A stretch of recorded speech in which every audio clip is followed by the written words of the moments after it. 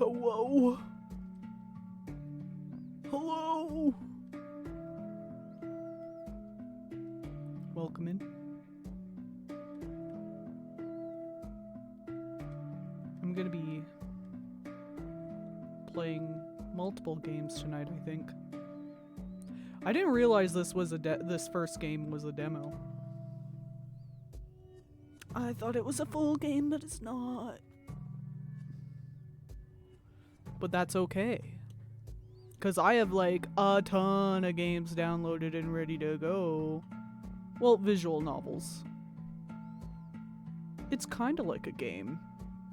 But also a book.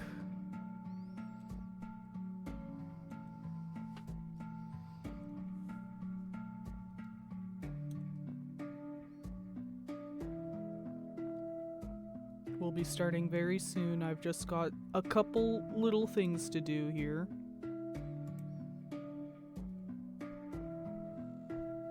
Bear with me.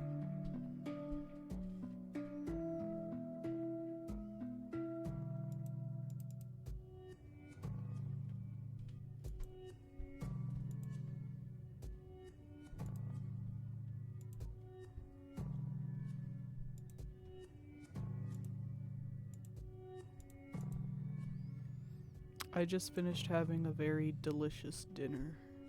I had ravioli with some toast. I put the ravioli on the toast. Yum. Yummy.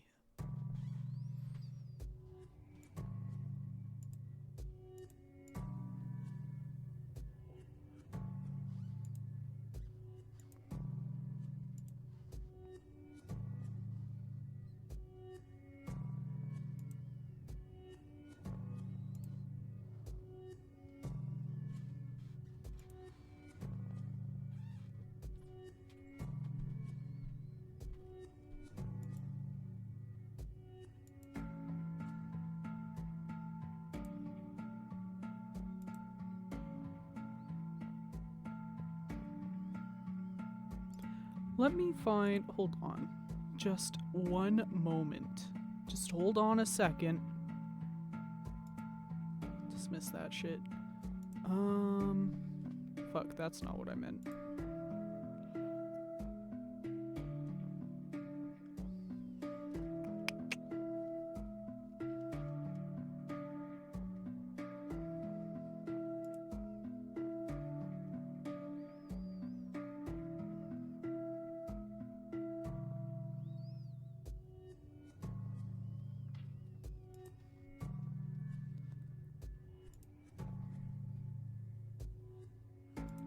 Here we go.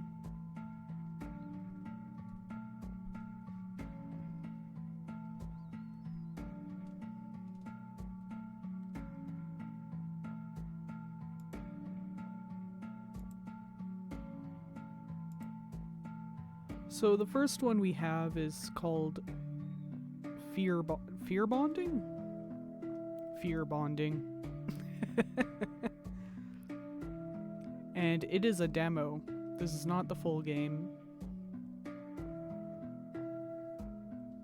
And this is about a demon that like eats fear.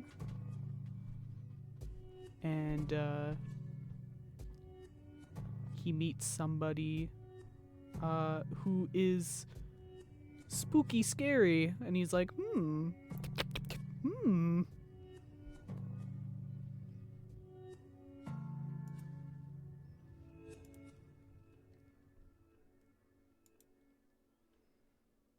So let's get into it, perhaps. Poohaps.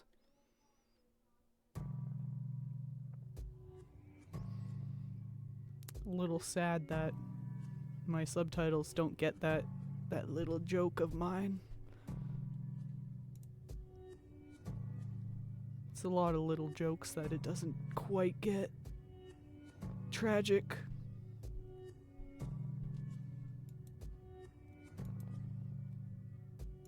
Let's get started, though.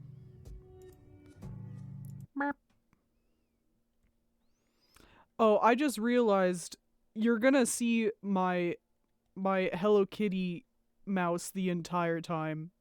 Incredible. Okay.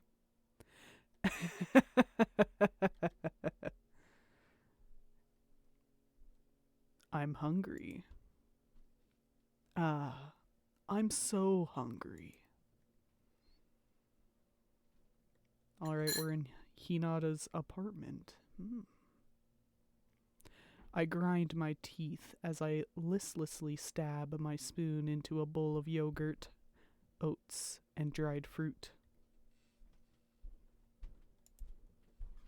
Another day, another meager human dish. My body so badly craves some real food.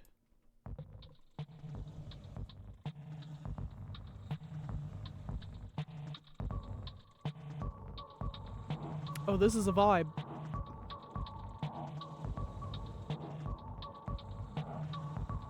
Yeah. Yeah. Yeah, I like this. It's a good little tune.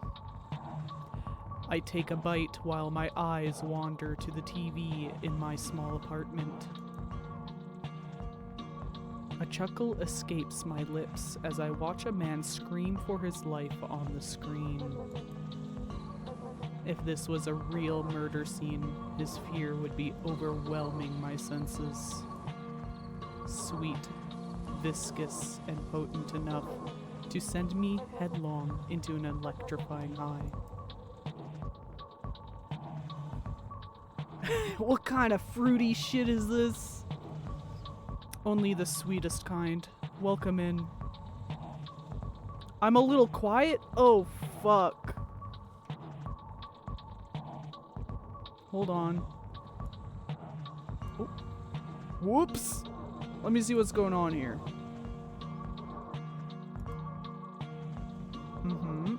That seems to be all normal. Oh, the game is too loud. Okay. Here. I'll just turn it down a little. How's this? Is that better? I didn't think it would be that loud because on my end it's pretty quiet, but you never know with these things. Much better? Excellent. Thank you kindly.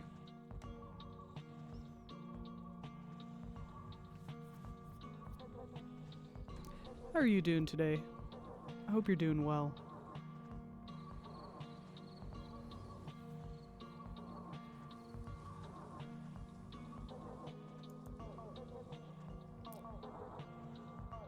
I feel shivers down my spine just imagining it.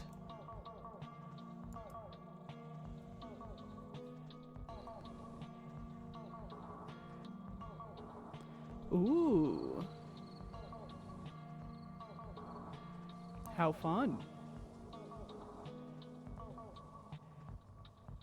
We love to be big chillin'. Bing chillin'.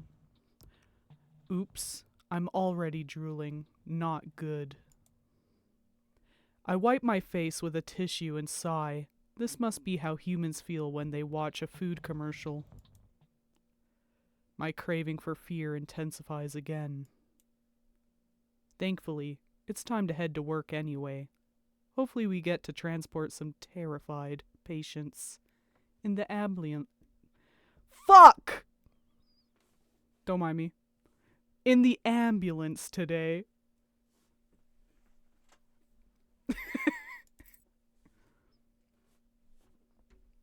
I fucked it up. I hum and playfully spin my key ring around my finger as I leave. Doesn't take long before we get a call. Just 20 minutes after my shift began, I'm already heading to the scene with 2 coworkers. The youngest of us 3 is driving while I write down the case info on a paper form. Japan is really the land of forms, isn't it? It would be great if they at least gave us a laptop or tablet to type all the info in. I focus on the case at hand and go over what I know. Man called us because his girlfriend got hurt. Apparently, she cut her own throat with a kitchen knife, but because he intervened, it isn't as a deep a cut. I fucked it up. He's still worried and wants us to come, even more so because she also fell on her head during their fight. When asked why she cut herself, he mumbled something about her threatening him, but cut the call short when she started to yell. Strange. She threatened him? Why? What would make her so desperate? Maybe he tried to break up with her and she lost it. How did she fall on her head, though? What if it was him who... Nah, no use in guessing what happened. I grin as I imagine the fear at least one of them must be feeling. I can't wait to meet them. Excuse me, we're with the ambulance you called? Mr. Arima? Kosuke Arima? Oh, here's Kosuke. Look at this guy. So unsuspecting. Oh my god, thank you for coming. Please come in. He's quite restless. Fear is also there, but this is... With my demonic eyes, I see fear taking shape around him. In his case, it's about an average size. The viscous ink-like liquid is turning into multiple arms reaching outward, with a static noise-like pattern on them. Isn't this fear of abandonment? I suppress the urge to lick my lips. Ha! This guy's mainly worried about himself. I put on a neutral expression and follow the man into the apartment. His girlfriend is sitting on the couch holding a towel to her neck. Oh, how wonderful. An intense fear has taken hold of her. It's like a cocoon enveloping her. It's slowly turning around her, moving like black glue, and splitting into multiple arms that hug her form. She feels suffocated, with nowhere to run. I bite my tongue lest I smile like a maniac at the sweet scent her fear is spreading. I subtly open my hand towards her and begin to suck the fear into my fingers. It tingles as it wanders through my veins into my beating heart. Ah, how sweet. As soon as I have enough to fill my stomach, I stop. If I gave in right now, I'd be on a high and unable to do my job. I notice that Mr. Arima has stepped closer, bringing my senses back. She's still a bit out of it. You mentioned she hit her head. Yes, she fell when I tried to take the knife away. Can you confirm that, madame? She slowly nods, but her eyes remain unfocused. My coworkers open up the folding wheelchair. She can still move, so the wheelchair is a better option than the stretcher. Keep applying pressure on the wound, Miss Shiraishi. I don't think I said that right. Fuck! Shiraishi? Shiraishi? Shiraishi? Or Shiraishi? One of the two. We will help you to the ambulance. I'm not quite on the up and up on pronunciations. I can pronounce a lot of words, but some elude me. Can I come with you? Yes. She grabs my hand. Is there something you want to say, madame? She slowly shakes her head. I guess I'll keep seeing you afraid then, my honeycomb.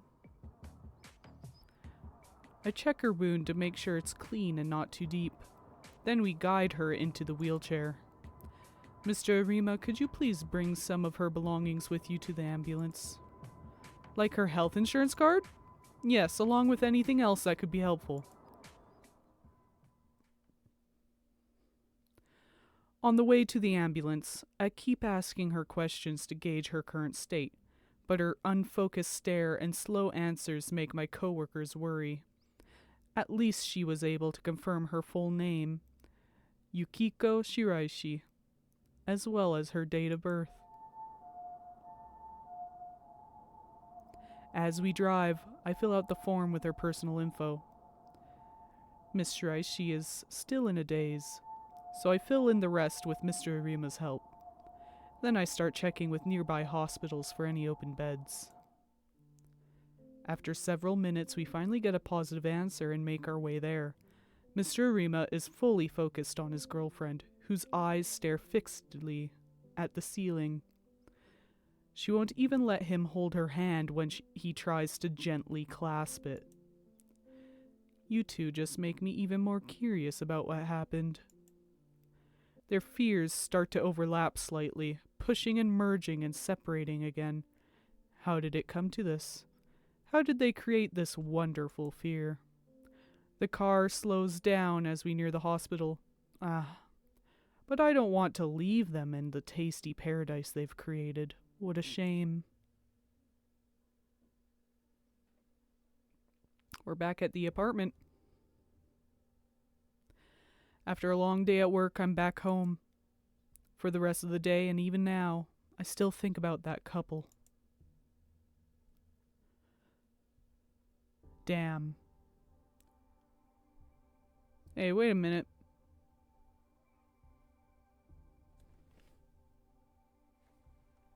Did my headphones just disconnect? Killing you, killing you, killing you. I'm saying this to my computer. It does this sometimes. It'll just pretend that Bluetooth doesn't exist for a second. I don't know why.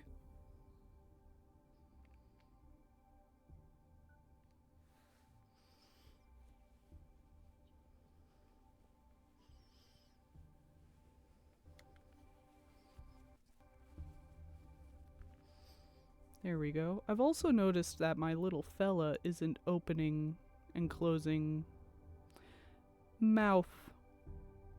What's that about?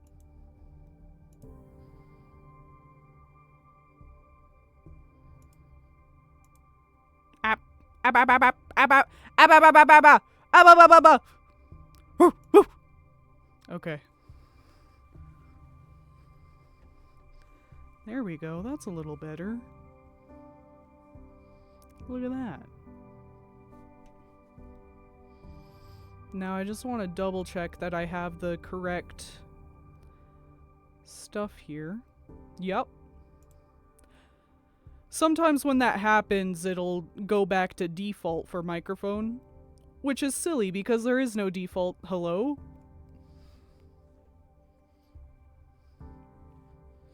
For the rest of the day, and even now, I read this already.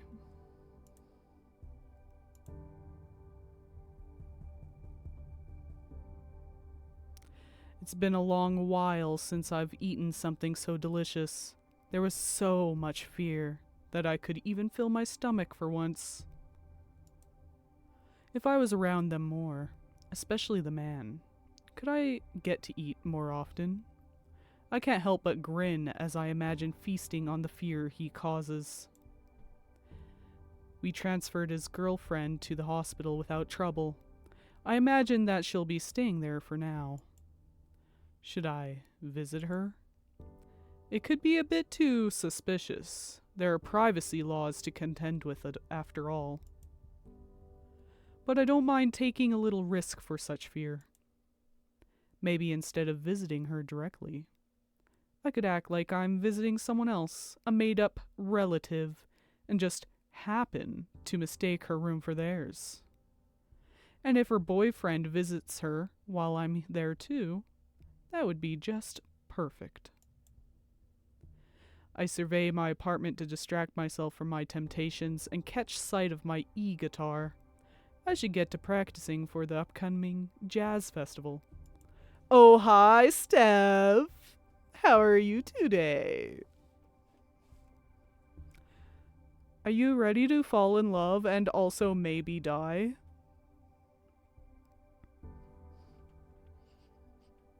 Hee hee hoo hoo. Lurking is a-okay.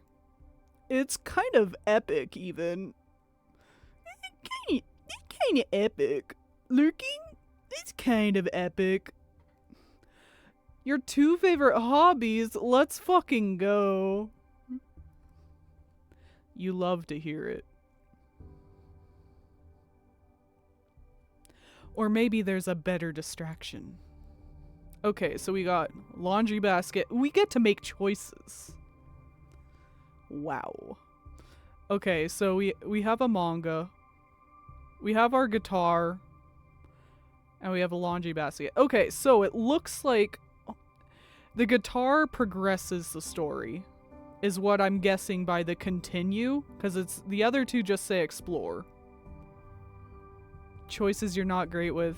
Yeah, laundry basket couldn't be me. I'll do the laundry, but I'm not putting that shit away.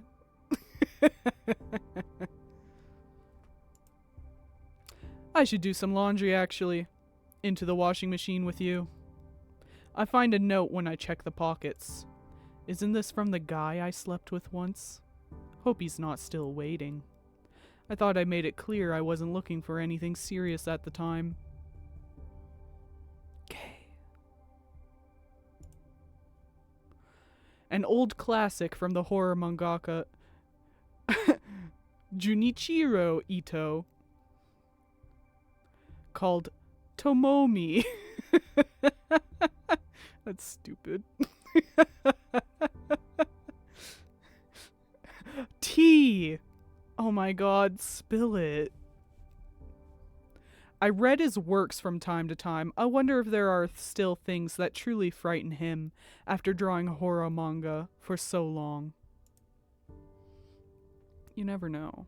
Could be like me, living without fear. I would be the worst for this guy. Ha ha! Time to practice. As I play, I zone out, only focusing again whenever I notice a mistake I have to correct. I like the feeling of drowning out the world as I focus on the music. Being on stage isn't a bad feeling either. I like looking down on people as they look up at me in adoration. And it's just the right distance. They can't ask for more than me playing well for them. Shallow relationships are easier to handle. I've had my fair share of mishaps, from misreading the mood in a social group, all because I was too caught up in someone's fear. Standing out as strange makes it hard to get close to those who are scared. Exactly the opposite of what I want. Ugh, who could it be?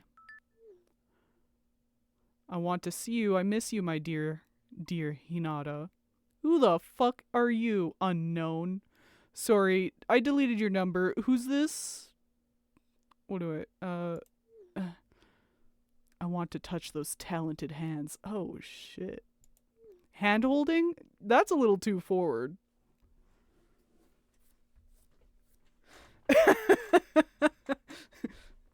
Misreading a social group sounds autistic to me. Perhaps. Perchance. We holding hands up in here? Damn. Play for me, Hinata. I know you're playing for me. God, what a disgusting pig. It must be the same lunatic from before. I've already blocked various numbers he's used and discussed the issue with my bandmates. He's using a lot of burner phones, so it's hard to locate him for the police. I started to get these messages right after one of our performances, and they mention my hands and guitar a lot. So I suspect it's an unhinged fan. Damn, shorty, you wanna hold my hand or nah? I hope someone takes care of this trash one day. Man, now I don't want to practice anymore. Oh, fuck. Wait, I should have clipped forward. I want to listen to that. No! The music! Oh, wait, I can hit back. Alright. What's it gonna sound like?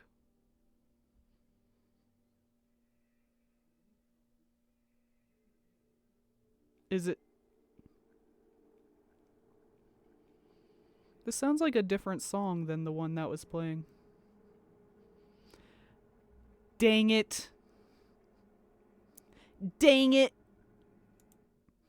I put away the guitar, turn off my phone, and set a separate alarm clock to wake me up tomorrow. Hospital. Hospital. I really ended up here on my day off. I can hardly believe myself.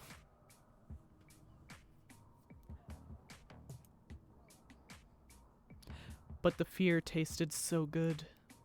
I even went as far as posing as her friend to ask for her room number at the hospital counter. That... Does shit like that actually work? It always works in like stories and movies and shit, but I don't know enough about hospital. I don't know enough about hospital to know. I've never really been injured.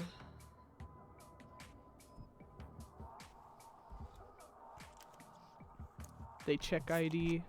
Yeah.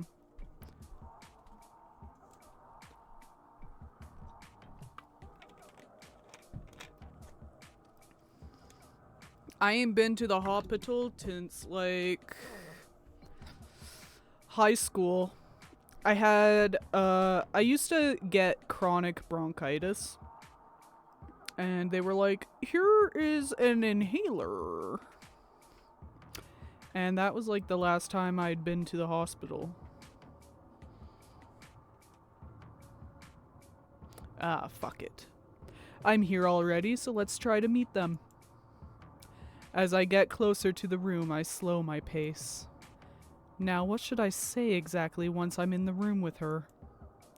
Just when I try to think of how I can salvage my improvised plan, I hear a woman screaming. Just leave me alone!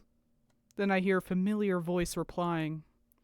Babe, please, hear me out at least. That's Kosuke Arima. Sorry, every time I see his last name, it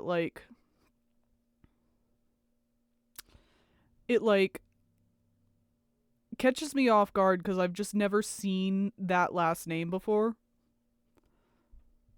He must be talking to Miss Shiraishi. I push the sliding door slightly ajar so I can listen to their conversation better.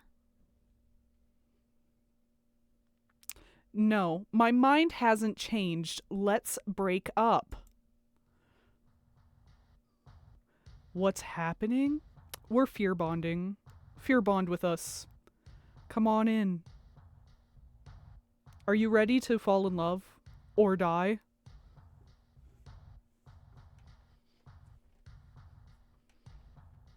My eyes widen as they fall silent. So when we visited them, she didn't threaten him because he wanted to break up. Instead, perhaps he wouldn't accept her wish to break up. Fear bonding sounds like a subset of Stockholm, but I am ready. Yeah. It's like it's like at the end of movies where it's like if there's like a man and a woman and they survive the horrific ordeal, they are a couple now, and it's like, yes, we have fear bonded. But alas, I don't think that will last long. That's not a very good foundation for a relationship. Yeah. No! Well, Fear Bonding is the title of this visual novel. And we are playing in not a good foundation at all. Yeah, exactly. We're playing from the perspective of a demon who feeds on people's fear, who is an ambulance worker.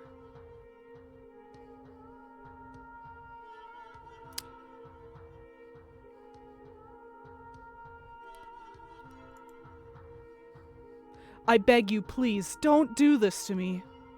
I can hear him whimpering. I can't do this to you? What about what you did to me? All these weird presents of yours. Do you know how suffocating it is to be your partner? Get out, or I'll call the hospital staff. But, no but. You're insufferable. You always argue from your point of view, your own goddamn needs and insecurities, but you never consider how I feel. Do you even know how long it's been since I've met up with friends or family because of you? I didn't get a chance to read that. See, this is what I mean. You don't even get what you're doing. God, I pity your future partner. Now go. Get dunked on. You just got broken up with. You're single. Apologies.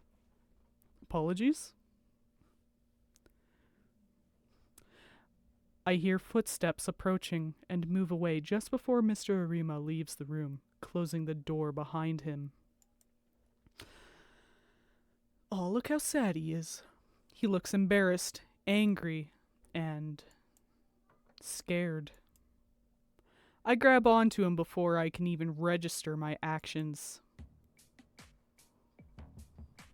His fear of abandonment looks even more spiky than before. This doesn't taste bad. He turns around to regard me with surprise, then puzzlement. But soon, both give way to recognition. Oh, the paramedic from before. Could you let go? I really need to go.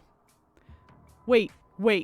Come on, I can't just leave someone who went through such a brutal breakup alone. He grinds his teeth and looks away. So you heard everything.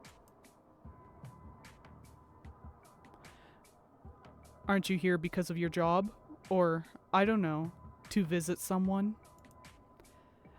My visit is over already, and I see you haven't slept well. Maybe you haven't eaten much since we last met.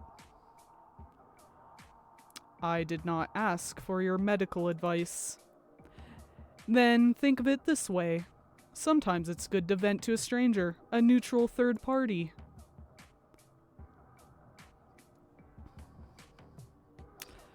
Aren't you just going to get annoyed and leave in the end?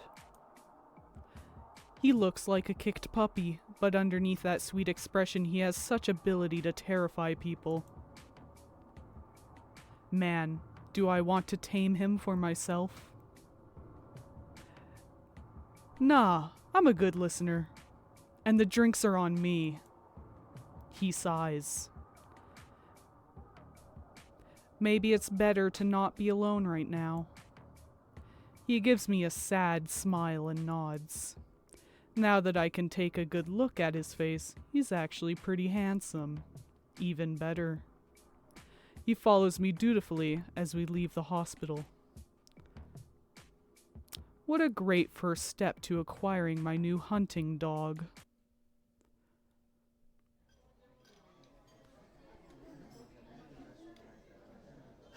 We enter an izakaya restaurant that offers grilled yakitori chicken, skewers, and other foods that go well with alcohol. It's a bit rowdy, but to me it's a comfy place. Other regulars are here too, like university students and men in suits who come here right after work or classes. The staff greets us as we enter, and the smoky smell from the grill fills our noses.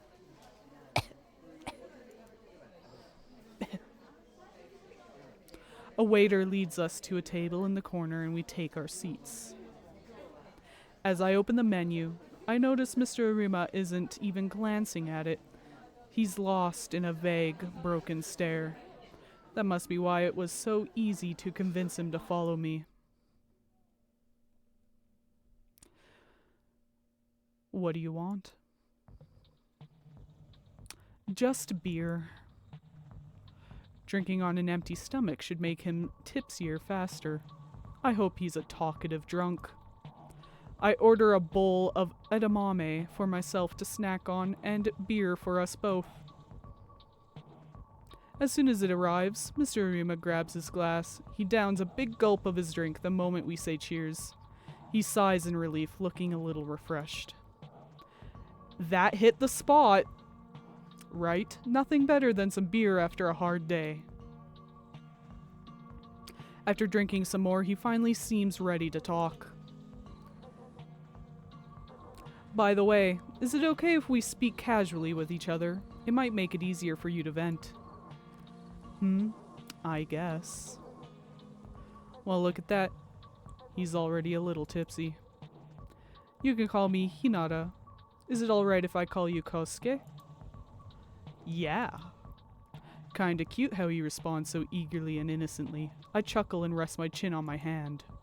So, Kosuke, I'm all ears. He sighs and pouts. Yukiko, She said that she felt suffocated by me. He rubs his eyes and groans. Doesn't this just mean that I'm dedicated? We date? Dated after all. Isn't it normal to want to spend all your time together as a couple? Our jobs already take up so much time, so... I nod along as much as on... Oh, fuck. Dang it! I nod along as I munch on the edamame. Oh boy, but she was terrified. Not that I'm complaining, of course. And not being able to meet her family and friends because of me. Was it really me? We all get busy with life as adults, so... Why do you think she blamed you? Maybe I did ask her a few times to prioritize us. And how often did you ask? Aren't you here to listen to my side? Right. Go on then. At my urging, he lets it all out of his system. He didn't like it when others spent a lot of time with her. Mid-rant, he suddenly mentions how much he hated the 2 times she broke a promise. Then he slips into unfocused ramblings for a while. In short, he made her the center of his life and wanted her to do the same for him. While it sounds rough to date him, from this conversation alone, I couldn't have imagined that his behavior would push his ex so far that she would hurt herself. But after seeing their respective fears, it's pretty clear that he's not divulging all the details of his actions. Was their social circle scared of him? How delicious would their fear be?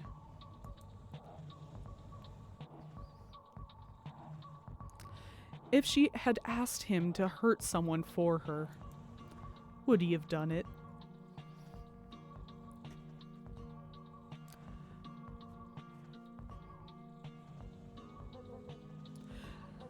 His whole world revolved around her, and it was unfathomable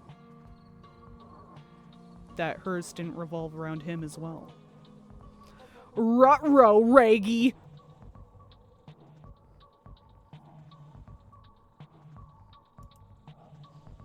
Why are you smiling while I'm in pain here?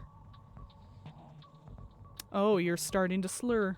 And you had, what, 5 beers already? Damn, time to go home. No. Why not? Aren't you tired? I just don't want to be alone. His fear of abandonment is a rounder shape than before.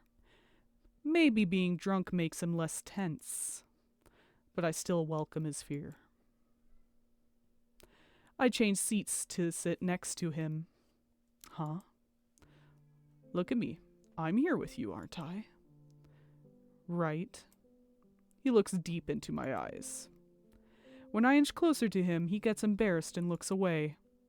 I chuckle as I playfully wrap my arm around his neck. Getting embarrassed now, how cute. Look, it's just... You're kind of close. But you didn't want to be alone, right? He sighs. I pat his back and stand up. I'll walk you home so you can have a bit more company, all right? He looks relieved and nods, following me to the counter where I pay our bill. Wait, I can pay for myself. Nah, don't worry. I told you drinks were on me. Making him feel indebted should make it easier to meet up again. As we leave the...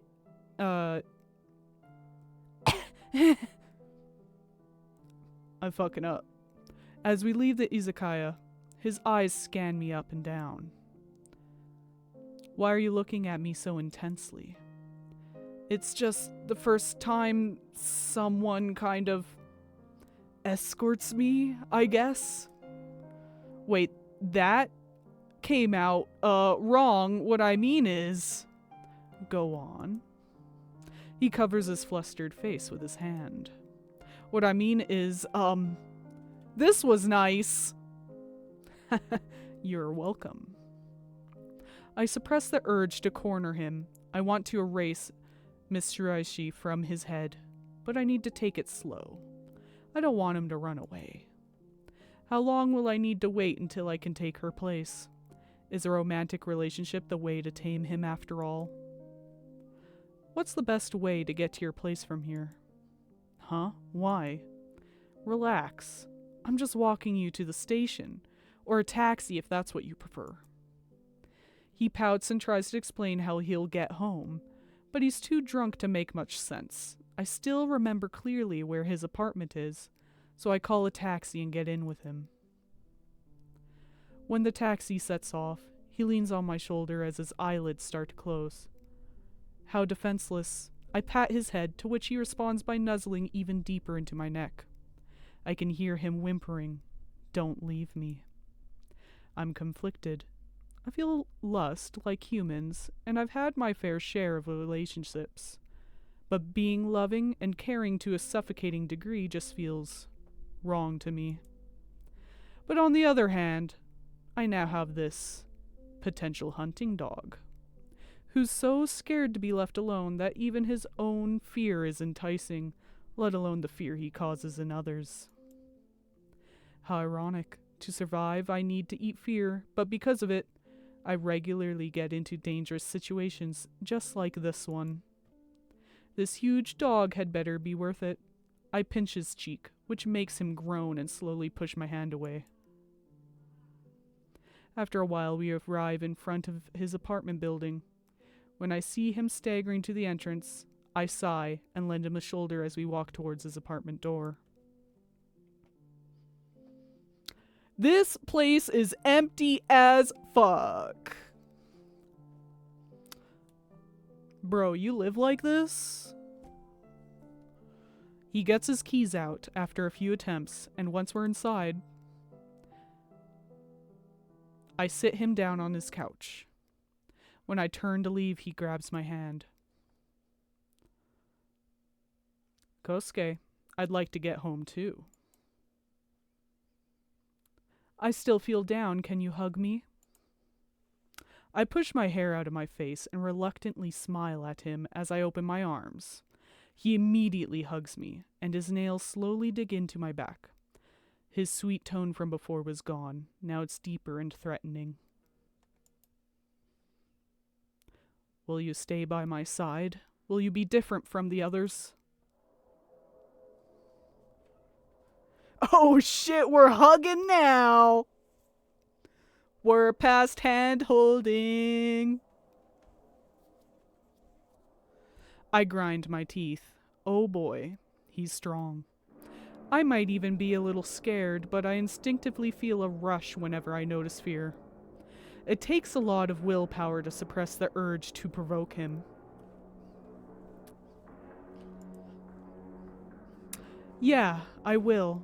On some conditions. Conditions? Don't worry about it for now. He hugs me even tighter. Oof, please. Can you let go for a moment? It hurts. But you're gonna leave too, right? How about we exchange numbers then?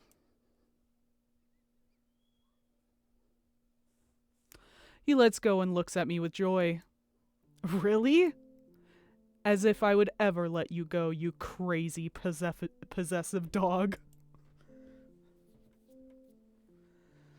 He obediently gives his number and saves mine, and smiles at me as I say goodbye. I just hope he remembers all this. With a spring in my step, I leave the building, and my phone vibrates almost immediately. My elation vanishes when I realize it's not from Kosuke. Who is he? Oh, damn, it is my stalker.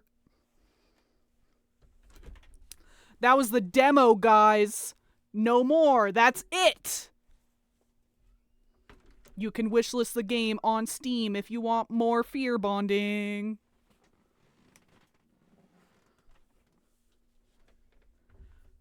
Bruh. What do you think? Kinda like it. They are both awful and they are meant for each other.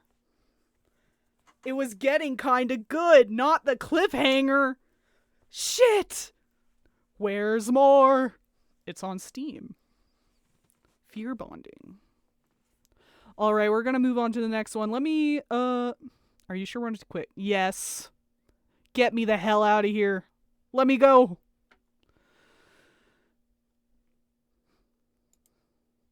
He might be here forever, but I'm not. I've got other fish to fry. Not bigger ones, just other ones. We're gonna play Aching Maw. Oh, fuck. I didn't,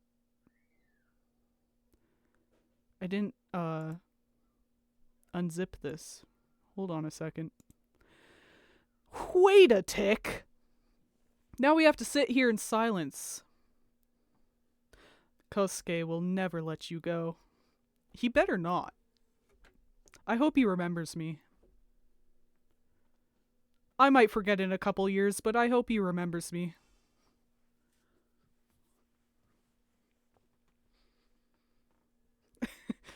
Sit in silence. That's the worst thing to happen ever, right? With you folks? Oh shit. What do you mean by that? You think I can't be quiet? You think I'm just the yapper? The yapper. The yapper. I can stop yapping anytime I want. Watch. Watch this.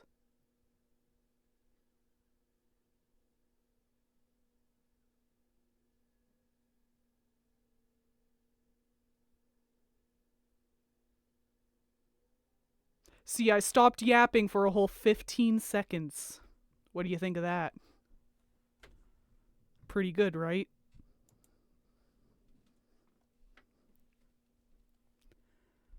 You're always watching? Oh, shit.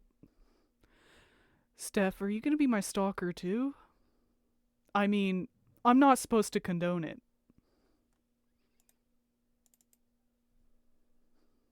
That's like parasocialism or something.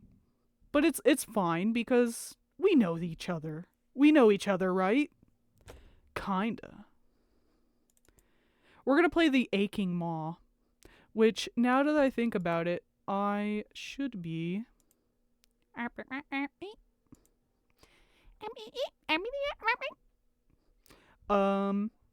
need to change my thing. You know the thing. The stream info. Because it's set to fear bonding. Ugh.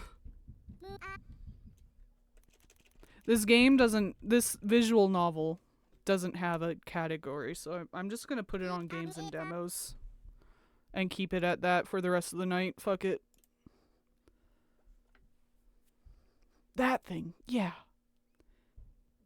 That's the thing. Okay, we're gonna play Aching Maw. I'm excited, y'all.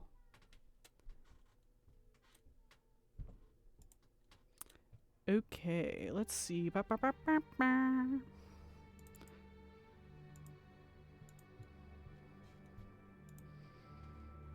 Please? Why aren't... Please?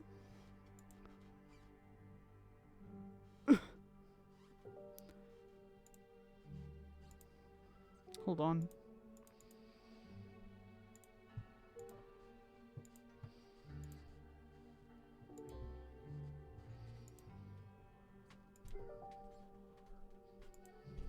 Come on. Damn. It's not gonna work in game. Maybe it'll work in window. Uh-huh. Yup, that's working alright. Alright. The aching maw. Let's get into it. See, that's a funny joke. Because I'm pretty sure cannibalism is involved.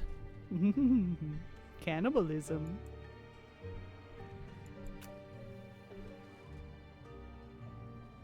In a moment, I was born. Students run through the halls, blissfully unaware. Only the corpse knows my truth.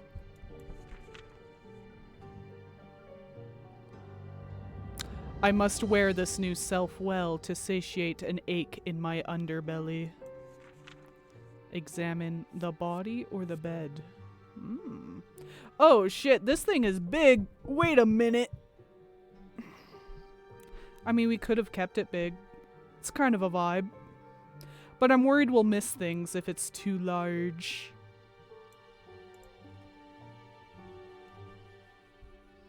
Not the underbelly! Oh, shit! I kind of want to examine the body. There's a hole from which I erupted and swallowed the beating thing.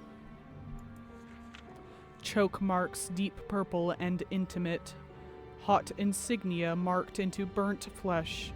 A cruel mark of ownership by an unknown name. I turn from the corpse. It feels rude to watch it rot further. I keep looking. The wardrobe, the self-portrait.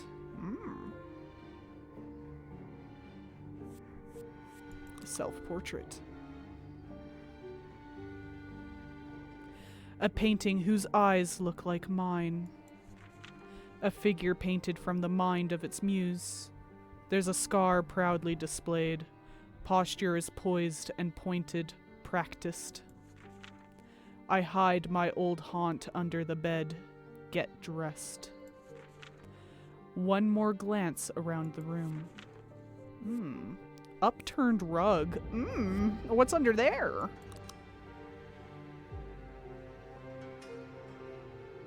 Kicking up the corner reveals loose floorboards. A small metal box lies beneath. Research notes, occult scribbles about a body within the body. My birth certificate signed with brilliant penmanship. This is the closest I have come to a name for myself.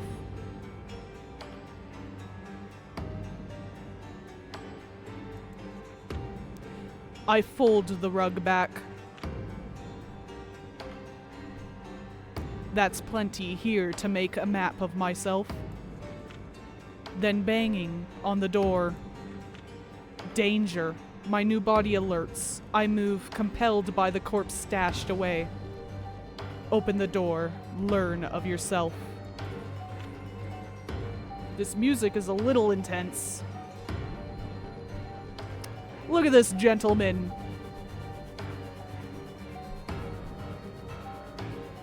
Why is he so wide? I gotta turn this shit down.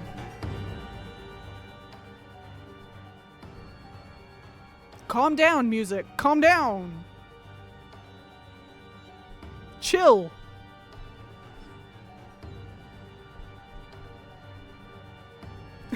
His arms are so lanky.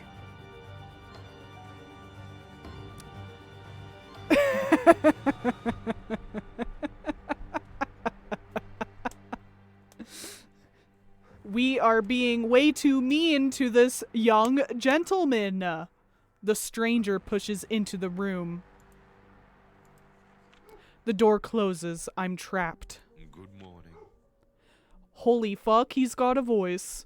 Good morning. I'm surprised you're dressed. Sleep well.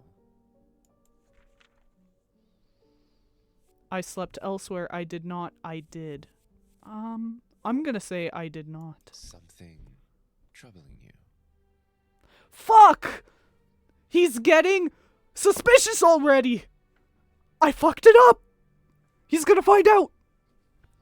Don't act suspicious. Don't act suspicious. It was too cold. Nightmares. Nightmares. One man's nightmares or another man's dreams. That's a really peculiar thing to say to me, sir. What do you mean by this? His expressions are unreadable. Your bed isn't made.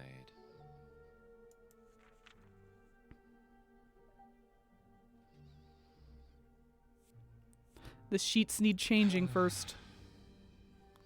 How cold.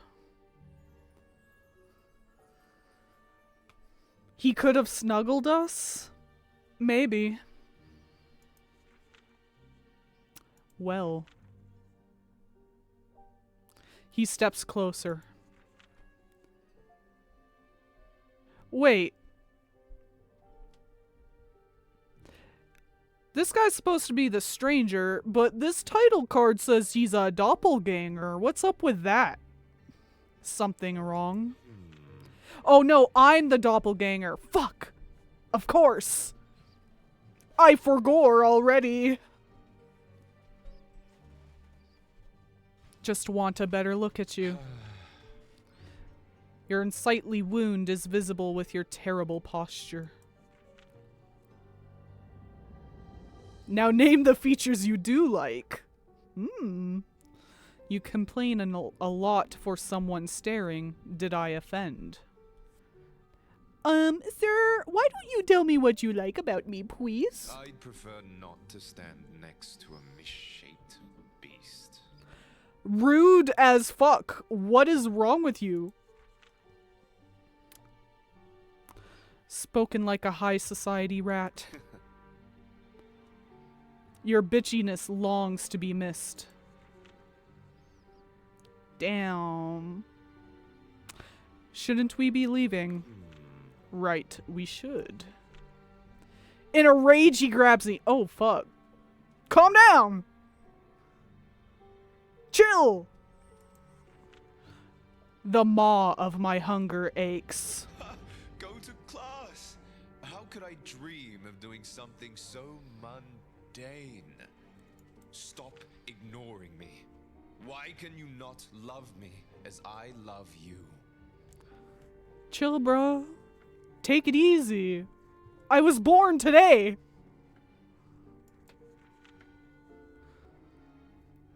Damn, we could just straight up be like, I've never loved you. You fool. It's just not in my nature. Fix me. Whoa. A hunter hunts for necessity, but also for pleasure. These are crazy answers, all three of them. Break his heart early. Let him down easy.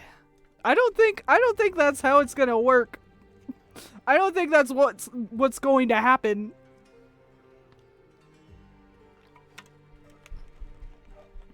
I don't think he's just gonna be like, ah, shit, my bad. Bye.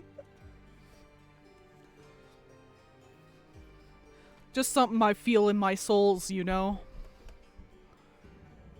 I kind of want to be fucked up and evil and be like, a hunter hunts for necessity. What?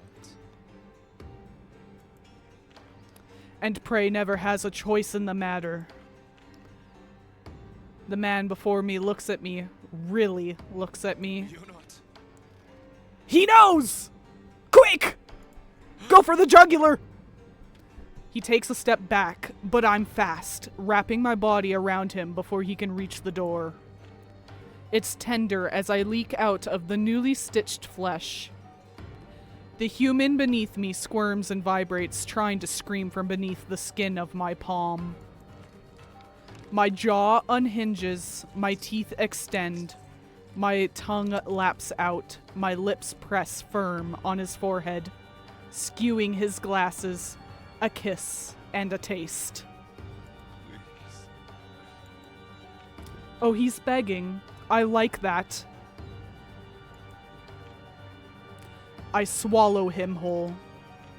He goes down smoothly. My body is a marvel consuming.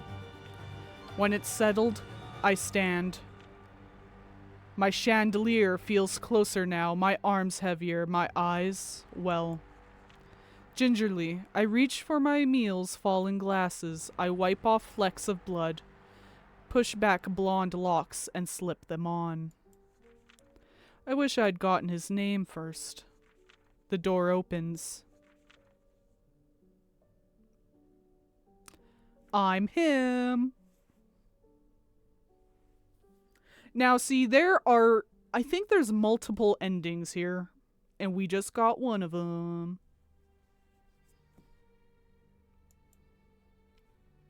We just were like, what if you didn't get mad at me and I just kind of, what if? Take this as a lesson, folks. Don't get mad because you're getting ignored, because they'll just fucking eat you, maybe. Perhaps. Perchance.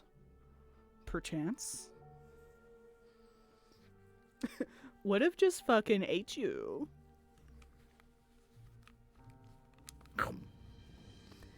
Yummy.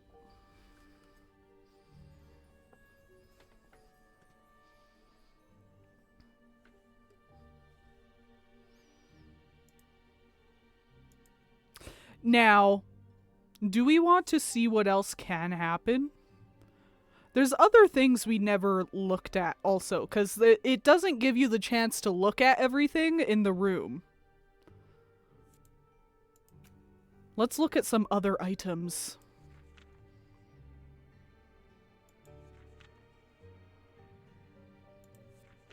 Okay, so let's look at the bed.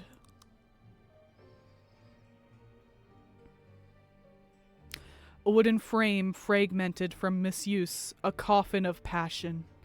Roses on the nightstand freshly wilted, sturdy iron to hold and to possess.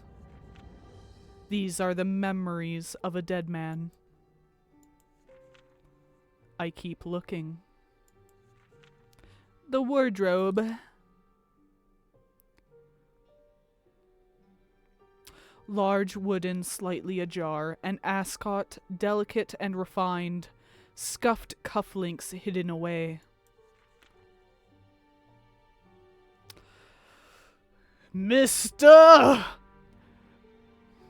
Damn you! You go live every time I go live! You cretin!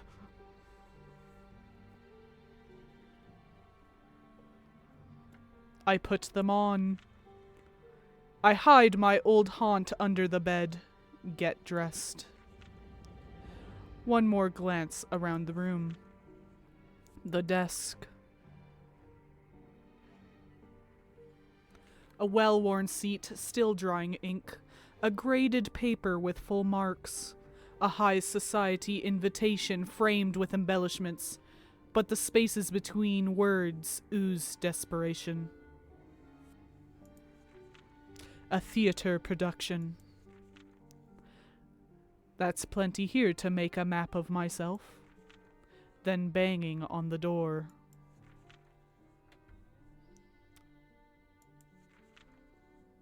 Alright, here he is again. Hello, sir. Perhaps I won't eat you this time. I'm surprised you're dressed. Sleep well.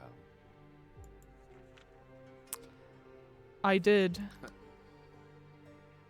Is that so?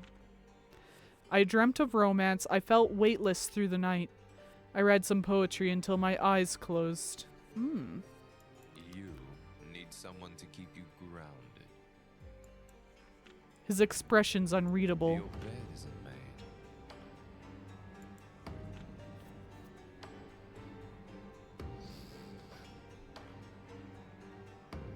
Should it be? Well. He steps closer. Something wrong?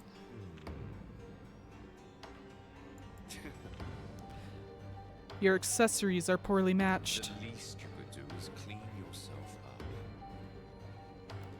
This man wants my love so bad, but he's so mean to me.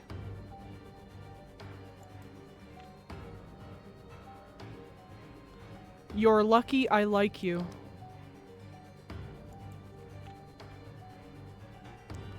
Shouldn't we be leaving? Right, we should. He's mad again! Fuck! The maw of my hunger aches. Go to class. How could I dream of doing something so mundane? Stop ignoring me. Why can you not love me as I love you?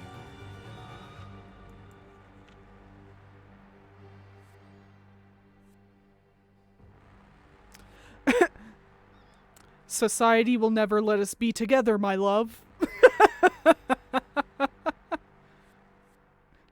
Fuck it. We ball. The man before me looks at me. Really looks at me. You're not. Oh, it ends it ends the same way no matter what, I guess.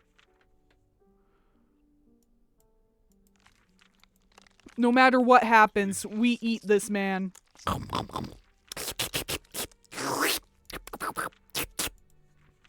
Mmm. Yummy. Yummy in my tummy.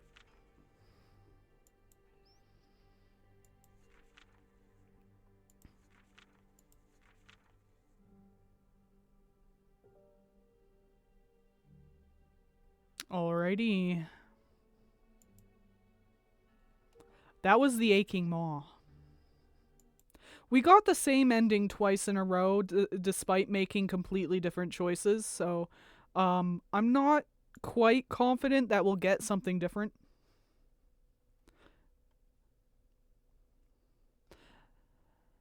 He's a man-eater, something, something, something, something, something, bada.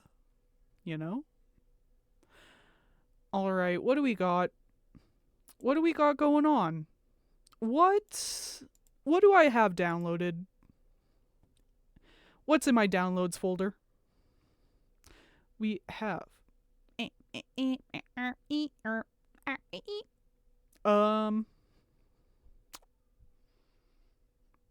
have okay, so I think the rest of the ones I have aren't quite as horror leaning. Like, they're vaguely horror themed, but they're not quite horror, I think.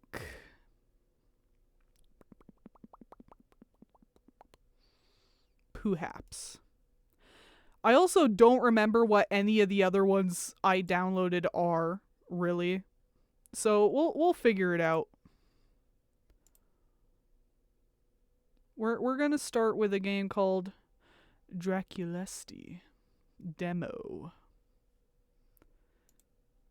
which might be about vampires. I don't know.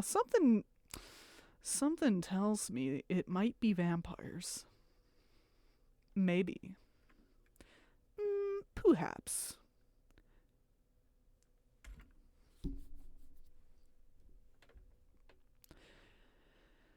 I don't know why I didn't extract any of these folders. Vampires.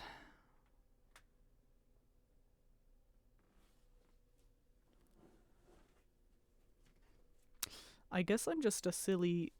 I'm just a silly little guy. I'm just a silly little guy. We're 78%.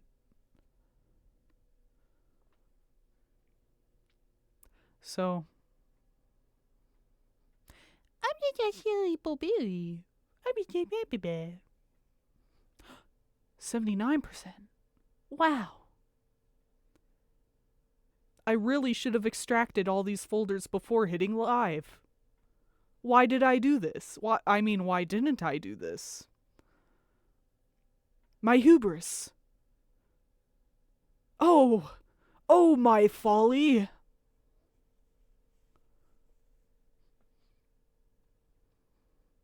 Why am I like this? Listen, I can say that, but you, I don't know.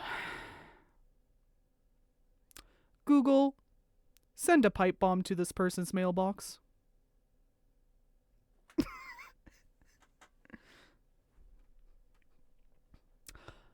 For legal reasons, this is a joke. Haha. Listen me.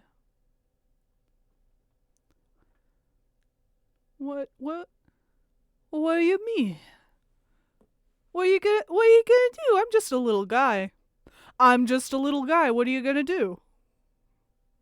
You can't be mean to me. I'm just a little guy.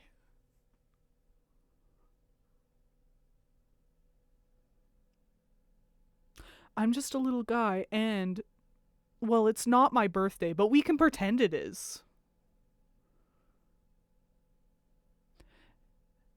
Yeah, you did forget that we're enemies. Huh. Funny. It's almost like I could have forgotten too. Strange that you would remind me of this, you foul creature. I'm calling you this because we're enemies, you see. We're 94% of the way there.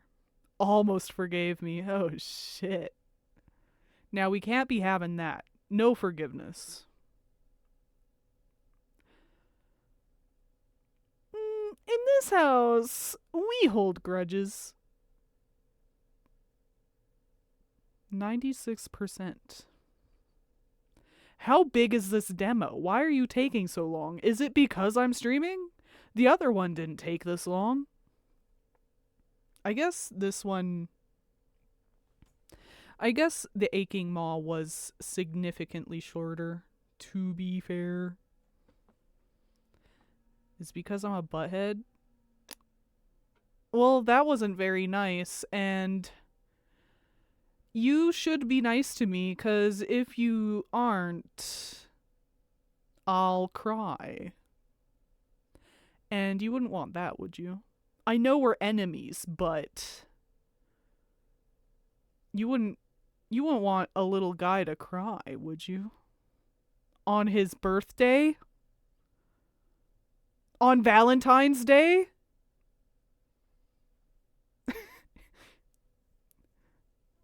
We're pretending it's Valentine's Day, too. We're pretending that both Valentine's Day and my birthday fall on today.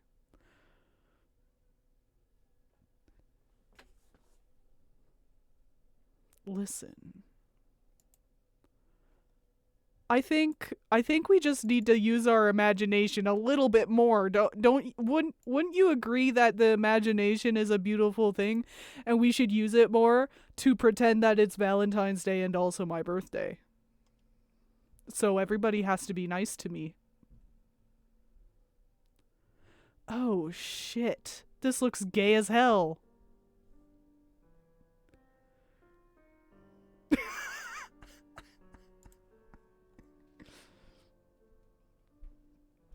Oh, man.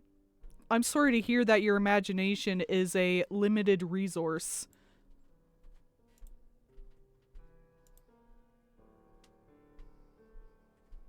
Look at this shit. This demo is a work in progress. Visuals and sound are not reflective of final product.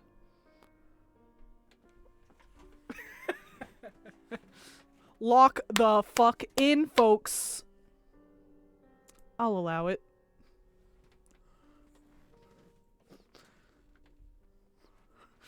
I have permitted the term so fucking gay. Hey! You're so right. So true, bestie. It's gay as hell. Vampires. Are you ready?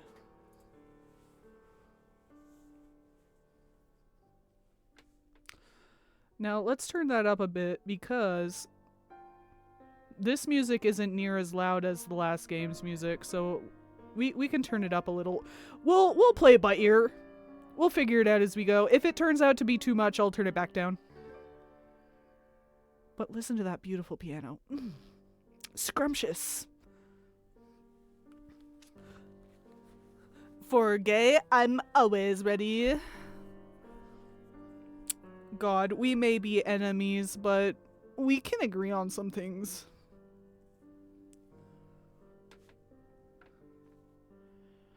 Alright, let's start, pals. Let's do it. Would you like to view a tutorial? Why does this game need a tutorial? I thought it was a visual novel.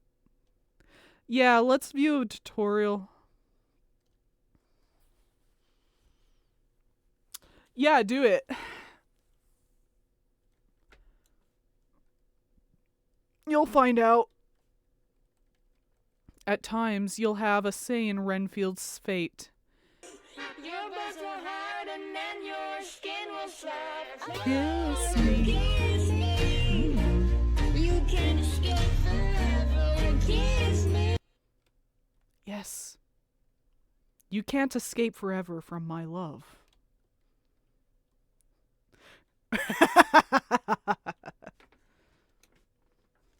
At times, you'll have a say in Renfield's fate. Choices in italics describe actions, while choices in quotes describe dialogue. Okay.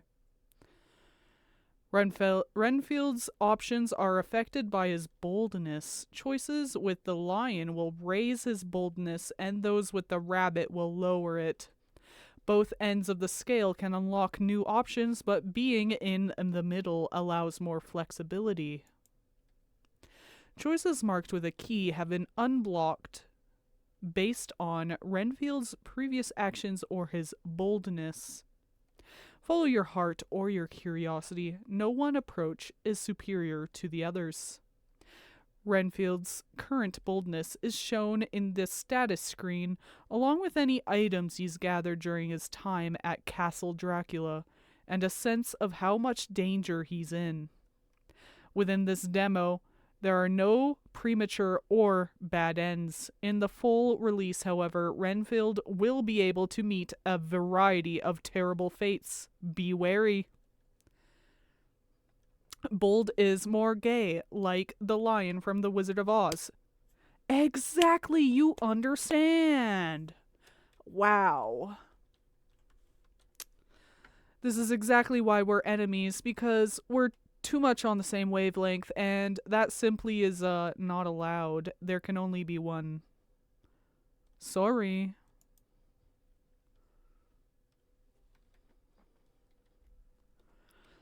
If you've enabled choice voting in the Twitch...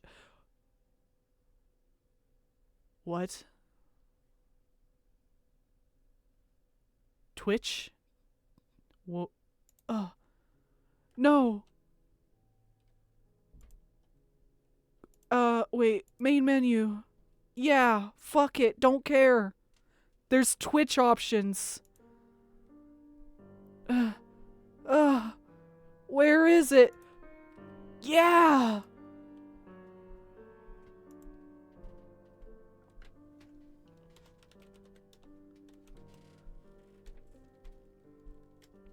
Uh-huh. Yeah.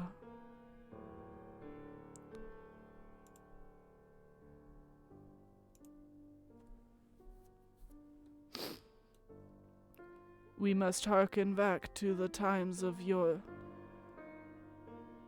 of... Stop! I'm not finishing that sentence.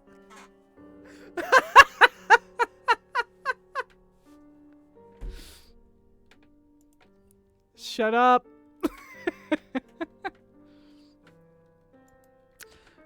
All right. So choice voting is active. Please finish it. No, I have integrity. When enable choice voting is active and you've entered your Twitch username, a vote option will appear when there is a choice. After clicking this, the Twitch daemon will activate and members of your chat can use the vote command. Okay, remember this. Exclamation point vote. Followed by a number to vote for the choices. We recommend vote times under 1 minute, but experiment and see what works for you. If you have a long stream delay, you may want to increase the timer. The daemon is only present in your chat during a vote, and its only function is to listen to messages. Okay, so set length. I do tend to have a longer delay, so let's do maybe like 40 seconds. We'll up it by 10 seconds just to be sure. 69! Oh, nice! Summon test demon. Alright, this is a test. Is it working?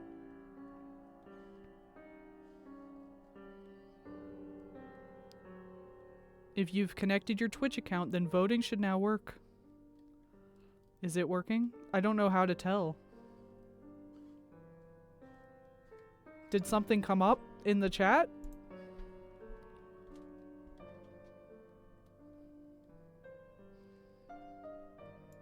I don't know. No.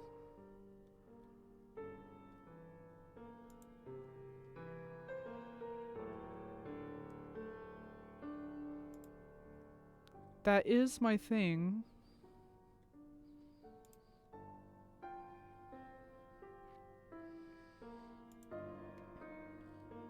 Come on. Do the thing, please.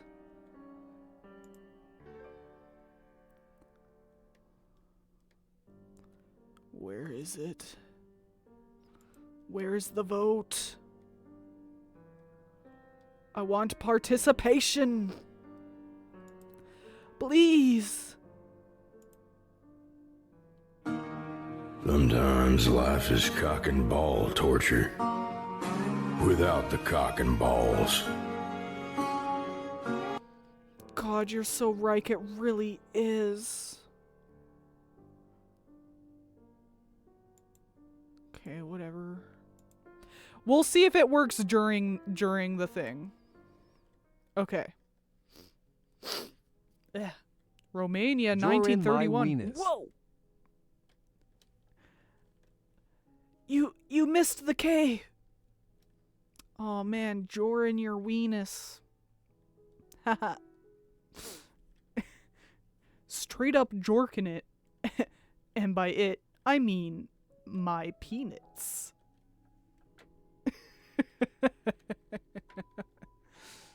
Alright, Castle Dracula. Let's get into it. God, look at this loser. I, Roger M. Renfield, have been sent by the Harker and Hawkins law firm to complete the sale of a number of English properties. To the castle's master, Prince Dracula. Okay. Though Dracula has been hospitable, his domain is less so. Ghosts haunt the halls of this oversized tomb, alongside other unnameable creatures, men made of smoke and ash. My host swears they're nothing but bad dreams. And yes, it's true, I have a history of waking nightmares. That I've lost good years in a sanitarium. But since when do nightmares leave handprints? No amount of charm and hard liquor can fully convince me the monsters aren't there. The more Dracula plies me with them, the less I trust him too.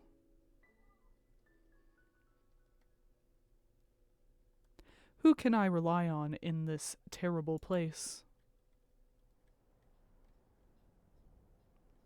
Our nightcap knocks me out until sunset the following day. I'm a total disgrace, and I feel like shit. Someone's come through and left documents on the desk. I am absurdly late for work. At least there'll be a distraction from everything that happened last night, my own conduct included.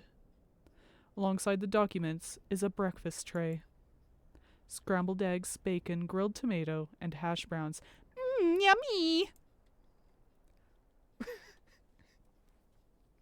Most of it looks delicious. Can't say I want the bacon, but in these parts, best to eat it and avoid any undue attention.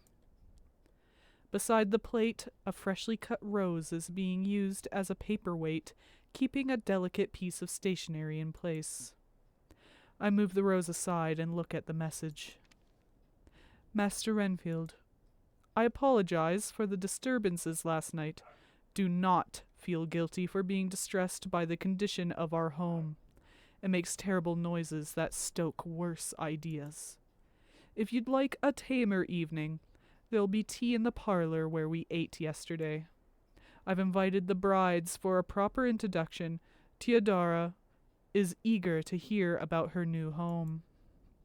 Present yourself at the parlor between 7 and 8 if you're any interest. Otherwise, best of luck with your work. Prince Dracula. You'd fuck that breakfast up? Yeah, me too. Yummy. As I eat breakfast, I consider my next move. Whatever I do now will set the tone for our relationship from here out. Should I try to patch things over or let the wound fester? Furthermore, there's that forbidden, haunted bathroom, my bathroom, closest to the tower anyway. Best to confront new fears as soon as possible. I can't spend this whole trip afraid of a sink. If I don't attend tea, I ought to confirm the ghost was nothing but a trick of the faulty lights, lest I develop a new phobia. Besides, I never did get to shave last night. What'll it be, Renfield? Heed your master's call, or brave your creepy toilet? Oh shit! Start the vote! Accept Dracula's invitation to tea?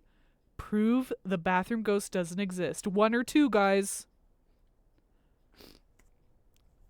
Type !vote with the number of your choice. You have to do !vote with the number.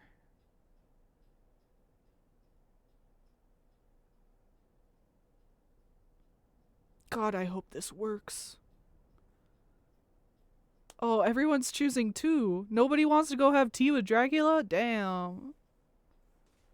That's okay. I'm kind of curious about the ghost too anyway. What do we find in there? What'll it be? Fuck Dracula. I want to check out that bathroom ghost.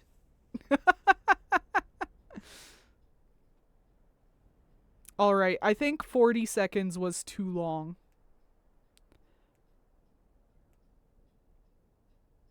I don't want to end the vote early just in case though, you know? Like, what if... You know, what if? What if someone else wants to do it? The results are in. Prove the bathroom ghost doesn't exist. Oh, it does work! Oh, shit! It just doesn't tell you that it's working. Whatever it was that actually happened last night, whether or not he knows more than he lets on, I'm not comfortable with how Dracula pretended not to notice the marks on my neck. Best to keep some distance, finish the documents as quickly as possible, and leave before the situation gets worse. Staying functional means staying clean. Let's take a look at that sink. Wow. Toiletry bag in hand, I return downstairs for round 2. I'll clean the mirror and there will be nothing there. Then I'll shave. It will be fine. The bathroom is identical to the night before. The steam's dispersed, but the mirror is clouded with dust. Sure enough, when I wipe the largest section clean, there's nothing but me inside. My sorry, stubbly face. Time to fix that. I refill the sink, carefully retrieve the razor from the jumble, and set about shaving. I'm less precise than usual. Still terrified there'll suddenly be someone behind me. Or worse, a bodiless voice, filling the room. The third stroke wobbles. The fourth stroke I slip harmlessly. The fifth stroke cuts straight into my jaw. I lose hold of the razor. It clangs on the floor near my shoe. Since the room's normally out of order, there aren't any towels, and I forgot mine. What to do about the blood? There's a lot of it. I clamp my hand to the wound. It's shallow but prolific. It seeps between my fingers and drips on my collar.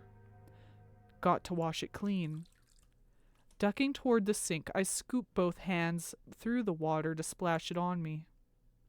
When I stand up straight again, the mirror is brighter. A faint glow emanates through the room. Before I can react, there are hands on my shoulders.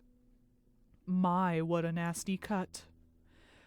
I've had auditory hallucinations and visual hallucinations, but never anything tactile. Here, let me help. Releasing my right shoulder, they move their hand to my jaw. Then they lean over and, while I'm too stunned to react, press their mouth to the wound. It's almost a kiss. Finally, they withdraw. The reflection clarifies in the mirror. A beautiful young man. When our eyes meet amidst the cracks, he lets himself breathe. Saliva to help it heal. I breathe too. Oh. He looks at the mirror and his face twinges. It's impossible to tell whether he's focused on my reflection or his own. Hard to know where to go next. Eventually I find some composure and say, "Oh shit, who are you? Where did you come from? I didn't need your help." Alright, guys. Hey, yo! Hey, Monty. We're playing something a little bit gay and involving vampires. You're just in time. Welcome in.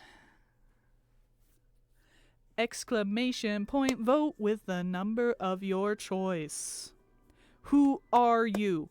Where did you come from? I didn't need your help. The third one seems kind of mean. I wouldn't pick that one.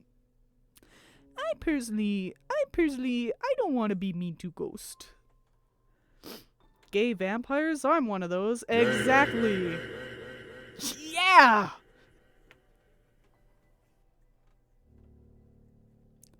Yeah, I think 2 is pretty good.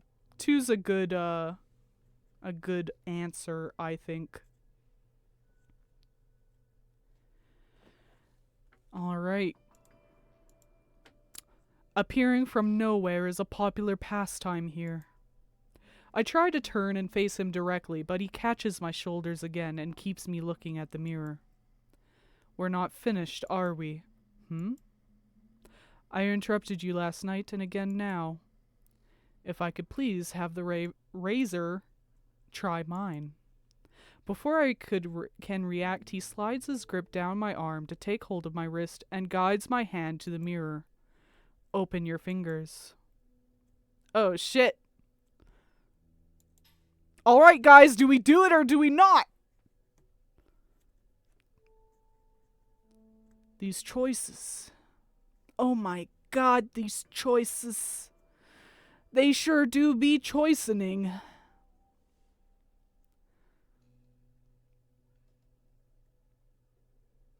Yeah, I think we do it. I think that's a good decision. I totally, I might be like, Yeah, okay.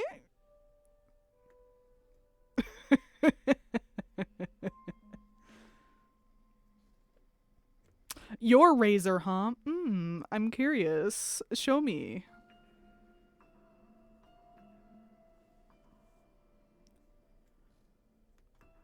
Yeah. I'm gonna end the vote early.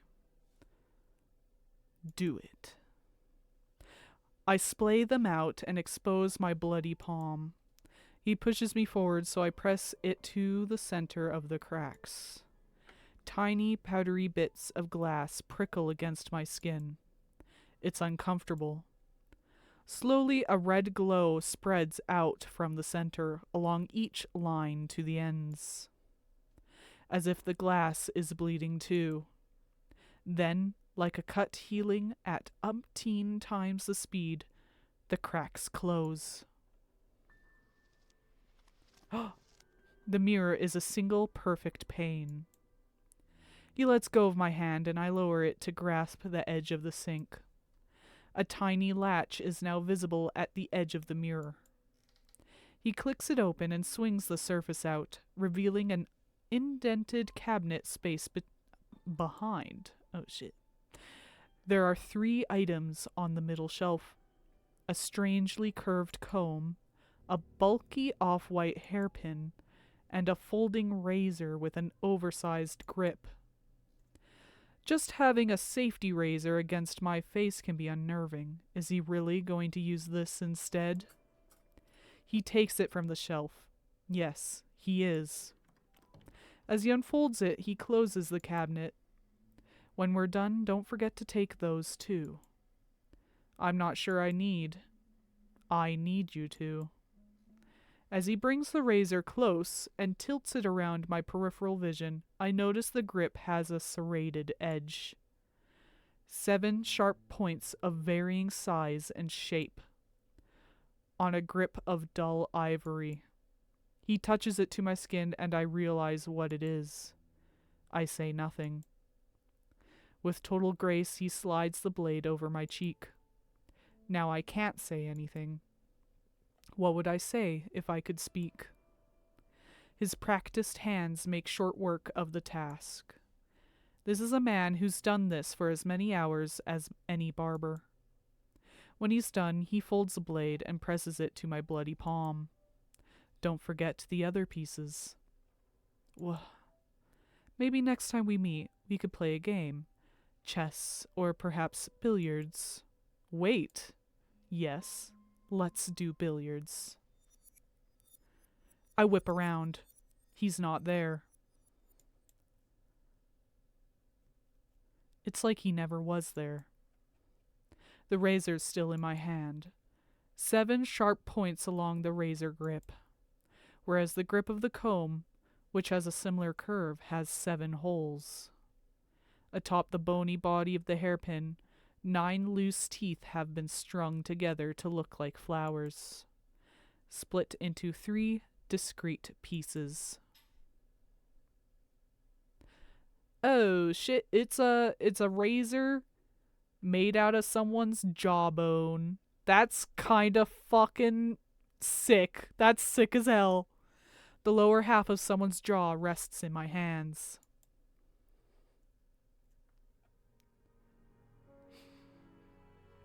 You have a root canal tomorrow? Damn, good luck. That sounds like it sucks. After that strange encounter, I desperately need normalcy. Retreating to my bedroom, I slam the next section of documents on the table and bury my head in the driest details on offer. That bites. Ugh. Ugh. That pun. Damn. Ugh. Nice. I both loved and hated that. Congratulations!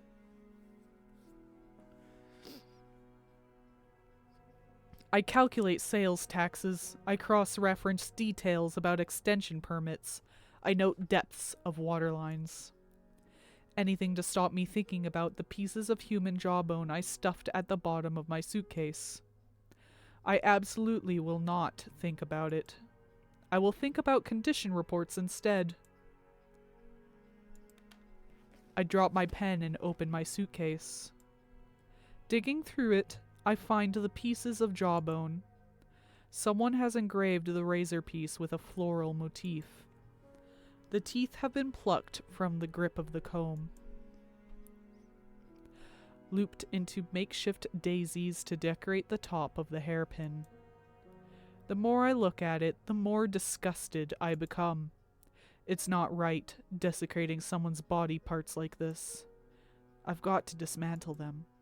There aren't any scissors or pliers or pry tools in my bag, but I bet I can find some around the room. Alright, y'all. Where are we checking? The wardrobe? The desk? Or the nightstand?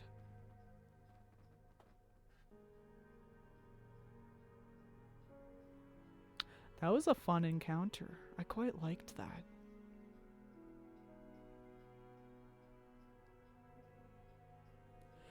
I personally don't know why there would be anything in the nightstand for that, but you never know.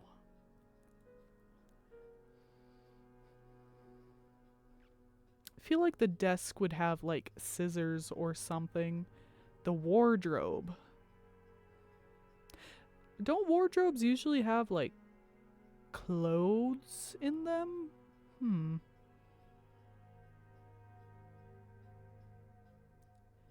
Interesting.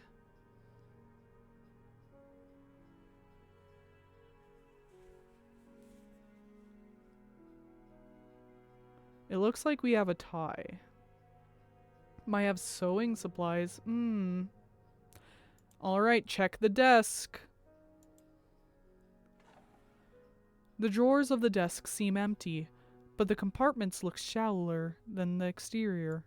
A false bottom.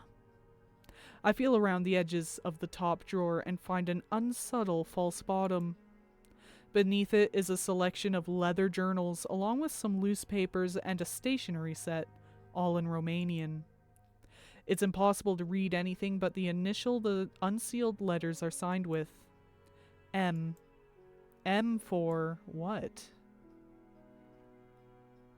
Okay, so it's gonna let us check everything. I'm not gonna bother with the voting. Let's check the wardrobe next, because that's the other vote we had. The wardrobe is half empty. There's enough space to put my clothes, but the other half is taken up by an assortment of suits and outerwear, with shoes in a row long bottom. The drawers are the same, empty on the left, squished full of undergarments on the right. Nothing is modern, but it ranges from a few decades old to several centuries. While I'm sorting through, I find something hard in the pocket of the most recent suit. It's a utility knife. Oh, shit! Look at you go. So we have a utility knife now. I kind of want to check the nightstand, though. The nightstand is already full with all the useful items you'd expect. Matches, candles, a torch. Even a set of pliers and a box with odds and ends of hardware, nails, and screws and wood glue. It's weird to have next to your bed, but sure. Tucked in the rear corner is what looks like an antique spruce talking board. A worn planchette on brass casters sits upturned on top. Instead of the Latin alphabet, there are 72 unfamiliar symbols inscribed in the board. Oh shit. Phony, crude, mass-market spiritualism. But the beliefs of others can be a threat of their own. It's a creepy discovery regardless of whether it has any power. Luckily it's just jewelry wire holding the teeth together, so it cuts easily. Whatever's securing the blade and the comb to the jawbone grips has gotten brittle. Those pry apart fine. Once I've wiped the edges clean of the glue residue. The loose pieces jitter across the floor in front of me, trembling autonomously over the boards. Like there's a weak magnetism between them. Teeth roll toward jaw pieces shark towards each other. The teeth rattle into their sockets. The sides twist and flip until they flank the front section. There's a hiss like a sword being quenched as they fuse back together. It's a complete lower jaw now. I have a million questions about why there was a disembodied jaw hidden in the bathroom, and almost as many about the belongings left around the bedroom. What happened to the former occupants? It all leads back to one man. I wonder if he's still in the parlor. Oh, we having tea time? Oh shit. Hey Dracula, how you doing? Bones are pretty cool. I think bones are pretty cool. I think they're kinda neat. I kind of like bones. Ah, Master Renfield. I was just about to turn in for the night. Did you receive my note? I'm here to work, so I chose to work. But you made it in the end. Wonderful. Obviously, we're well past tea time, but perhaps some brandy or cigar? I'm not a smoker and a drink would help a lot, but the billiard table has caught my eye. The man in the bathroom mentioned liking billiards. I've never played. This could be an opportunity to learn. How about... There's a noise at the door. Got the smokes. Oh. Personally, I'm keen for a cigar. Come in. The stylish woman from last night enters. Well-heeled and well-dressed as any shopper I'd see along Kadam. All dolled up, only she has nowhere to go. When she scowls at me, I feel like I'm back in secondary school. She presses a cigar box into Dracula's hands, but before she separates from him, she takes one out and lights it for herself. She blows the smoke in my face. We never got a proper introduction. That's your own fault. Master Enfield, this is Cesara, one of my brides. Cesara. Says is fine. As a lady of the house, you're owed a certain amount of respect from the help.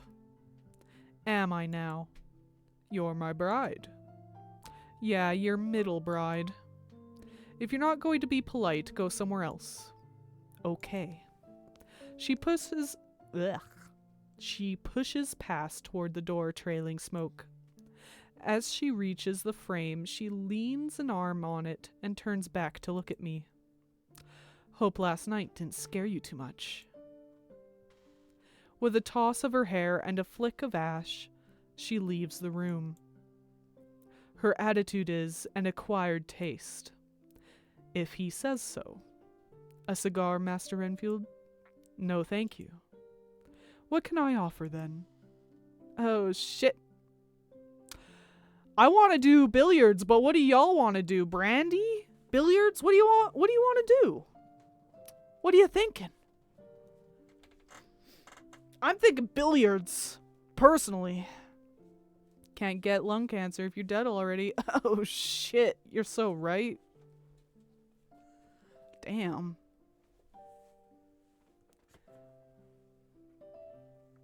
Billiards, yeah. Balls. I wish I had that as a soundboard. I should have that as a soundboard. Balls. You know what I'm talking about? You know the sound I'm talking about? Balls. I wish I could say it in the exact voice. I wish I could just make any noise I want whenever I want. You know how it is. Okay, we're gonna end the vote early. We all want to do number 1. Excellent idea. What rules? I haven't played enough to know the difference. We'll play 8-ball then. He sets the table. We do our shots to find out who's playing first. Unsurprisingly, he gets it. Why come down after avoiding me all night? I wasn't avoiding you. Like I said, I was working. Work is an excellent way to avoid someone. I hope you had fun working. He breaks. It's a good shot. How's it going then? On track? Got everything you need? Oh yes, plenty. I take some shots. He takes some shots. He's better than me. I appreciate the refresher on the rules, though. About my room. What about it? Is that your stuff in the drawers? It's our lost and found. Past visitors. I was going to compliment you on the jackets. Oh well. Not half bad, but not my size. Were they all left by the same guest? He glares as his... Oh, fuck. I'm having a stroke! Ugh! He glares as he pockets another ball. I smile blithely and manage to pocket two. Be careful around the castle. I'm always careful. Are you now? Pocketing his last ball, he wins the game. Damn it. Thank you for the entertainment. And thank you for the advice. Good night, Prince Dracula. Good night, Master Renfield. I take the cue from him and stand with it for a moment, sizing him up. Then I put both of them in the rack and exit.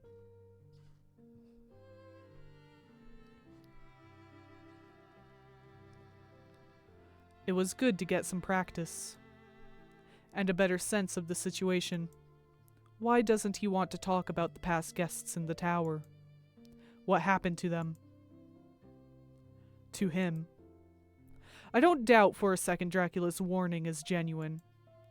I have to be careful if I don't want to be disassembled and used for parts myself. Settling under the blankets, I stare up at the canopy. There's a constant draft in the tower.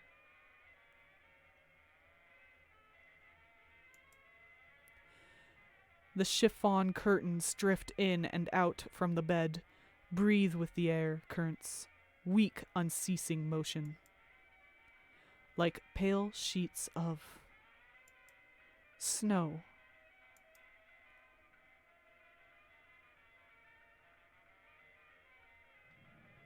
There are no curtains in the bathroom.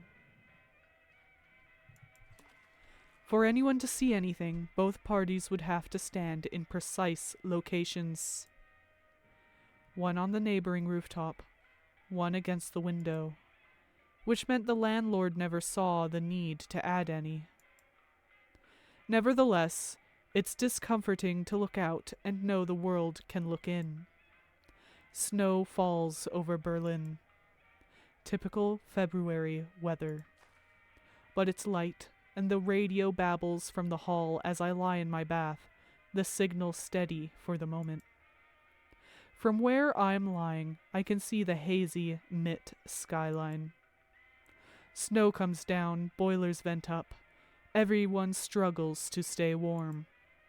Surrounded by hot water and bubbles, I breathe slowly and appreciate being home. Tomorrow I'll be in Romania. Berlin hasn't been totally hospitable to me. Last year's election, any sensible person would be terrified. But there's not a nation in Europe that'd treat me, in all facets, as I wish to be treated. Nowhere's good, just better or worse. Which will Romania be? I sweep the water over my chest, tracing half-healed scars, and try to forget the world outside.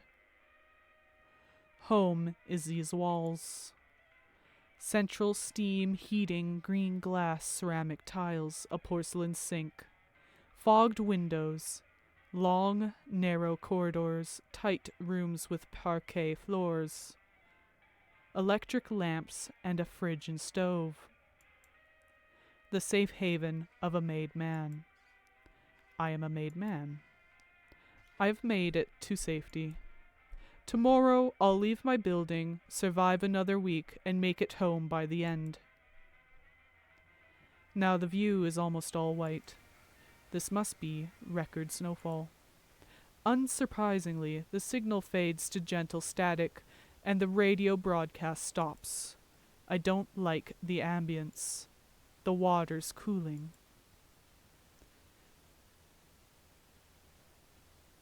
Between the drifts, there's a burst of blue light. A meteor shower? I wish it were a clear night. I would have liked to see. Is it visible from outside? Apologies for the interruption. We'll now be resuming our regular broadcast.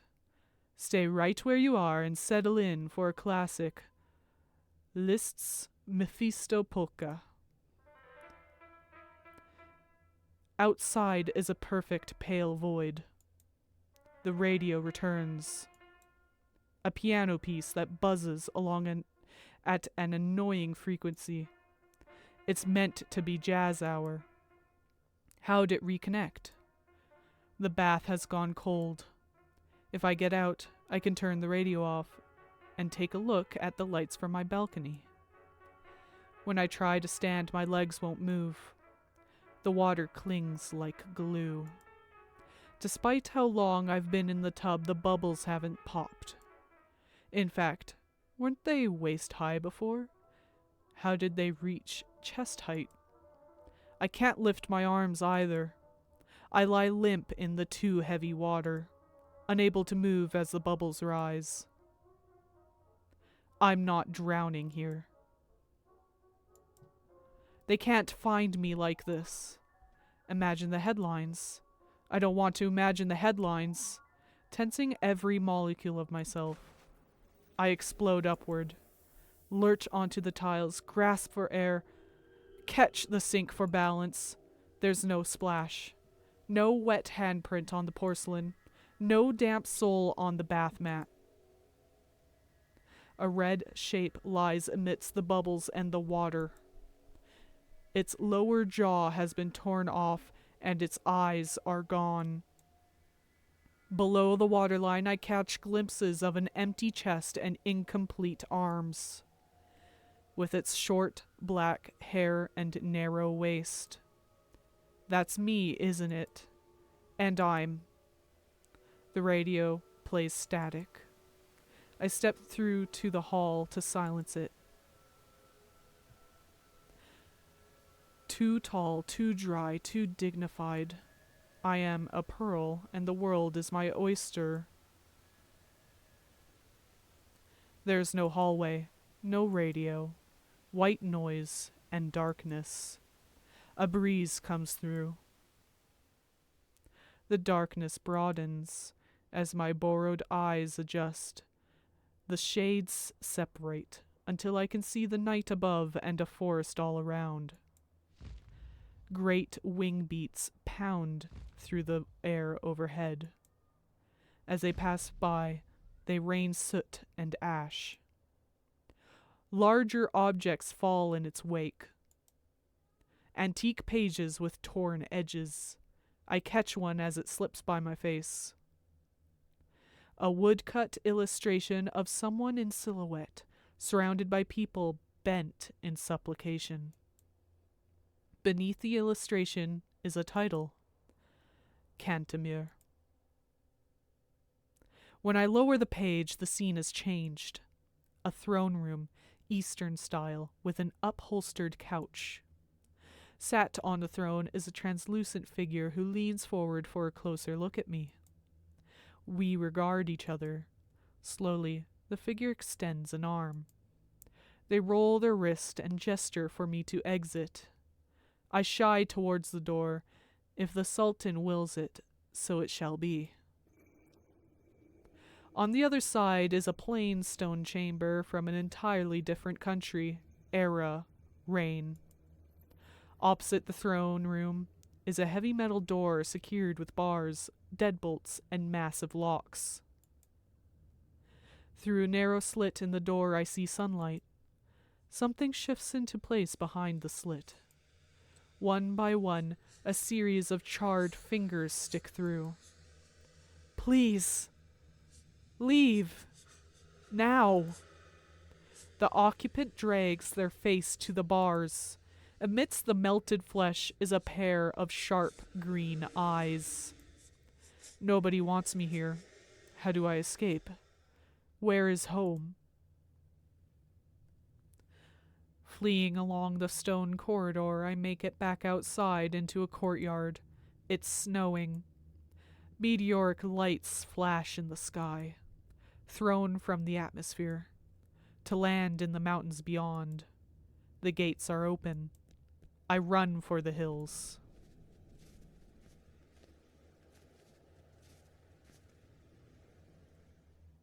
Amidst the peaks is a perfect, pale void. Stumbling through the banks and drifts, I keep focused on the dim aura ahead. That blue glow behind the white. The snow deepens. Knees, hips, waist, chest. I am consumed by the cold. A hand reaches for mine. It pulls me from the snow. I'm carried half-conscious to the edge of a large box. Dropped unceremoniously into frigid concrete bath. While I sputter and shiver and shake, a grate slides across the top, trapping me inside. My rescuer straddles the box and peers through the gate. Leaving so soon. Dracula straddles the box. No. Good. Abandonment is the cruelest kind of treachery. Reaching out of sight, he takes hold of something. Why not stay forever? A bright silver knife. We have forever, don't we? The smile he wears doesn't reach his eyes. The knife lingers in the space between us. When we move, get out. The world ends. In the morning, the relative morning, the wrong 6 o'clock, I'm awoken by the sound of traffic. Staggering to the window, I see a convoy of horses, riders, carts, and carriages clatter into the courtyard at the front of the castle. This tower's angled over a ravine, but peering to the side, some of the pass is visible. There's a smell to investigate too, another delicious breakfast. Today it's a kind of frittata with tomato relish. Whatever happens on this trip, at least I'll have a good final meal. I sit down to eat and resolve to visit the courtyard after.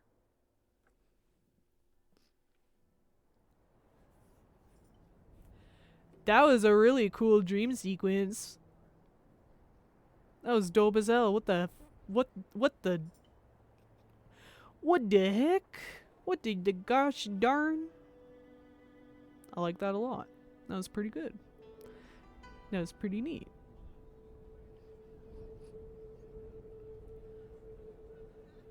Several dozen people are here. At the edge of the courtyard, I see some of them opening stable doors and feeding their horses. People are muttering, gossiping, conspiring all around in all sorts of languages: Hungarian, Russian, Greek, Turkish, German. The short bride, Theodora, converses with a woman in Romanian. High above on the battlements, the ragged bride, Elena, watches like a gargoyle. There's no sign of Dracula or Sez. Excited to meet new, less hostile people, I cross the courtyard to join Theodora's conversation. I keep pronouncing her name wrong. Good evening. Oh my god! She's cute. Look at her cute face. They both fall silent as they turn to face me. Theodora considers her words carefully. Good evening, Master Enfield. Buna, the Englishman? The Englishman. My reputation precedes me. What brings you and yours to the castle? Castiel. Nimic. We trade. Many like to trade with the prince or his princesses. She flashes a longing look at Theodora. She anxiously tries to ignore her. You have some countrymen here. Why not talk to them? From England? Paying closer attention to the medley of languages, I hear a Cornish accent near the flashiest car. Shh, sis. Ah! Indeed. It's okay, he'll be here to help soon. Yeah. Very much so, I agree. A man comforting someone hidden in the back seat.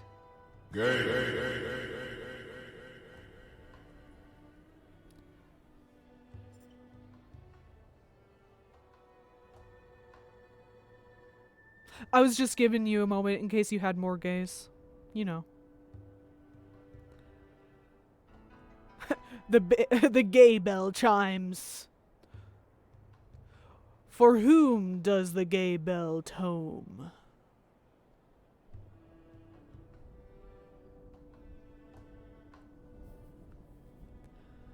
As I approach, he rapidly evaluates my clothes.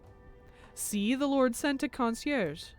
Huh? Sorry, just a lawyer. A lawyer? Selling Dracula a property? It hurts. Shh, shh, shh. A girl in her late teens jolts straight in the seat. It hurts. She's emaciated and covered in sweat, hair a mess over her face. Not long, not long, not long. A trio of nearby visitors shuffle uncomfortably at the girl's crying. I'm uncomfortable too. I don't want to ask anything inane like, is she okay? Obviously not, but I don't know how to help either. Not acknowledging her seems worst of all. You're here to visit Prince Dracula, miss? She whines, neither affirmative nor negative. Do you think he can save her? Is that his grift, then? Faith healing? The Rasputin routine? It's all a ripoff as far as I'm concerned, but if they're this desperate, it seems cruel to say so. Oh shit. We have 3 more decisions. There's something truly special about him. He's worth a try. Frankly, I think you've been given the runaround. What do y'all think? You have a Rasputin Magic the Gathering deck. I should not be surprised that that exists.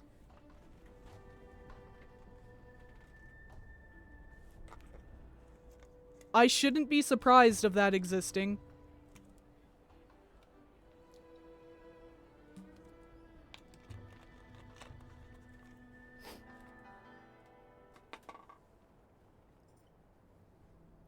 So what does that involve? A Rasputin, Magic the Gathering deck. I didn't know that was a card. That's funny.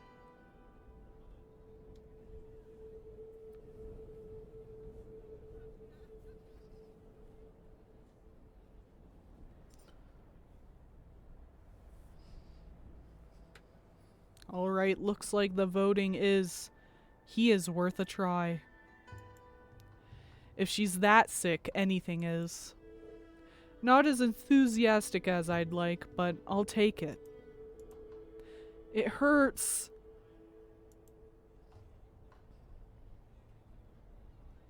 Before her screaming can scare everyone from the courtyard, a new figure arrives. Says, steps from the castle. The crowd falls silent around her as she crosses to the car. She draws a small, clear bottle from the pocket of her coat and presses it into the Englishman's hand. For her pain. The Englishman accepts wordlessly. Please.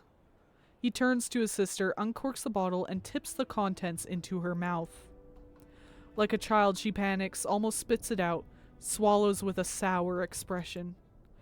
Within moments, she relaxes, her eyes flutter closed. She lies across the back seat of the car, breathing slowly.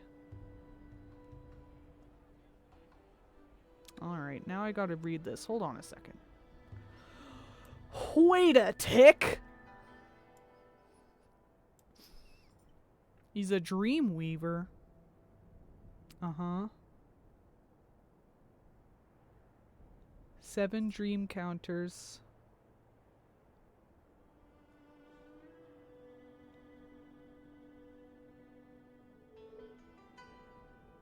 So what do the dream counters do? Is that like similar to like when you get treasure and stuff? That's the first time I've seen dream counters mentioned.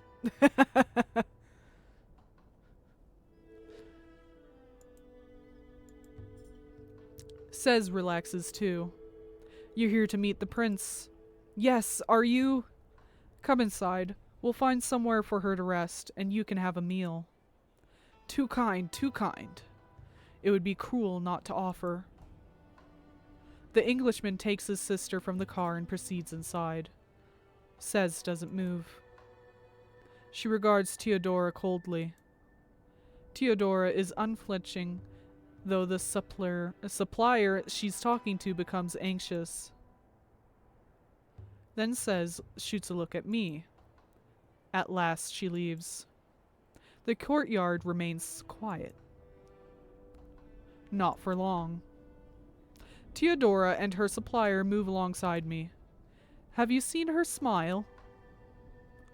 No. Should I have? 20 years, not a smile. Everyone is afraid of her. Now, Nico, she's just troubled. Trouble? Yes, she is trouble. She troubled you yet, Englishman? I draw a sharp breath. She's been quite rude. I don't have any complaints about her. I mean, she has been quite rude. She has been quite rude. But,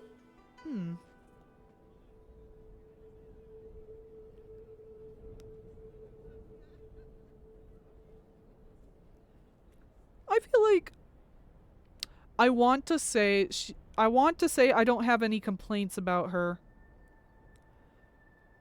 But that would make me not very bold, would it?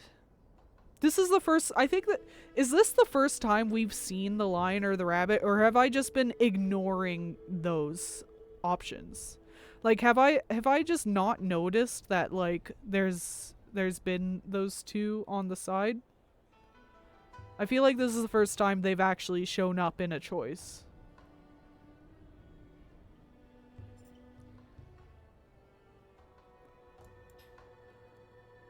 Alright.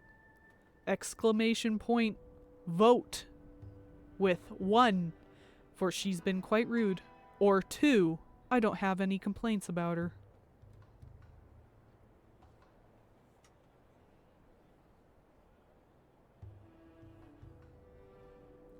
I personally want to say that I don't have any complaints about her. That's what I feel in my souls.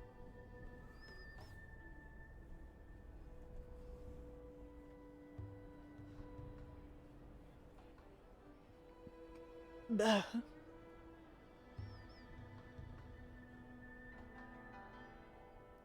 Oh shit, an ad just started? During the vote? That's fucked up and evil. Damn. During the vote of all times. No! Dang it. Aw, dang it!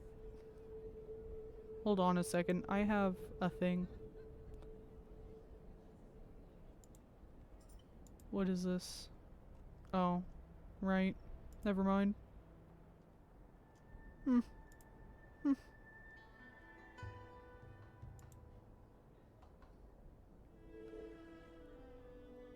Alright, number 2.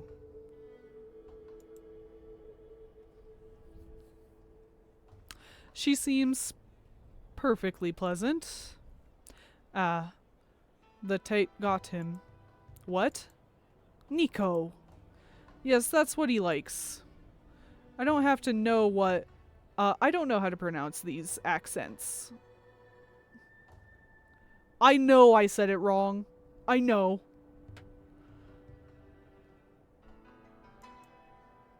I've never had the slightest bit of interest in... She doesn't need to know that. Show some respect. Respect? Psh, appreciation is what a lady needs. Dracula doesn't appreciate them. He's a good husband. Nu, hel nu est. Te rogue Theodora. Theodora avoids her searching gaze. Master Renfield, you have work to do. Go and do your work. Excuse me?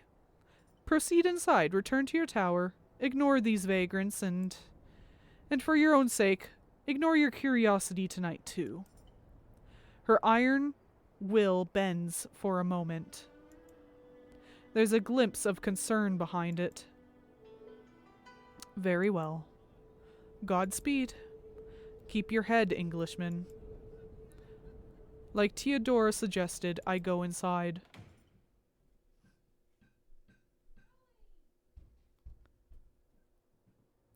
Before I can make it further into the castle, I'm intercepted by the man himself. Quite a crowd today. Not going to greet them yourself? The brides take care of it. They certainly do. Back to work? Yes. Nice to see visitors, but they've got their jobs and I've got mine. Later tonight? We entertain some of the guests in the Great Hall, and it can get rowdy. The tower should be far enough away that it doesn't bother you, but... Ignore the commotion? Of course. You'll be brought your dinner like usual. Have a pleasant evening, Master Enfield. And yourself, Prince Dracula. He sweeps off along one of the many unmapped corridors. Alright. Those 3 cards are the backbone of the Rasputin deck. Oh, it turns into mana. Okay, yep.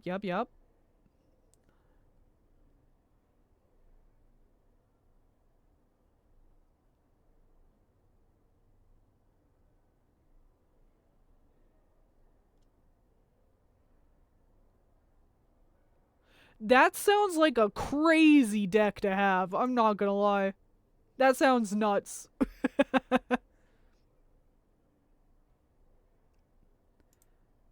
My thing is frozen. Uh-oh. Not responding. That's no good.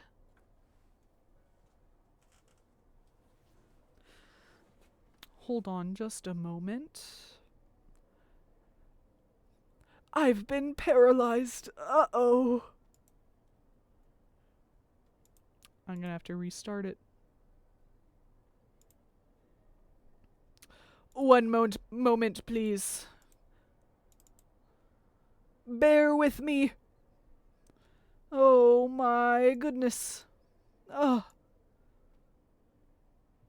Me oh my. My oh me.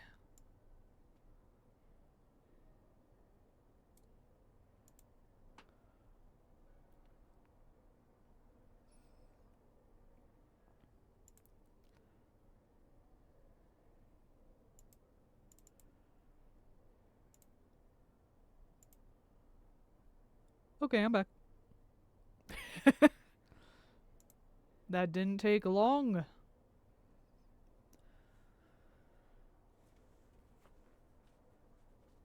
Yeah. That's so funny. That's a really funny, like, way to have that work. Despite what I told him, I'd like to take a look around the house before I return upstairs. I got a lot done yesterday avoiding the family, so there's not much time pressure, and avoiding the family meant I saw barely any of the house. There's time for a couple tasks. Now where to start? Oh, shit. 2 places left. Okay. So we can explore 2 places.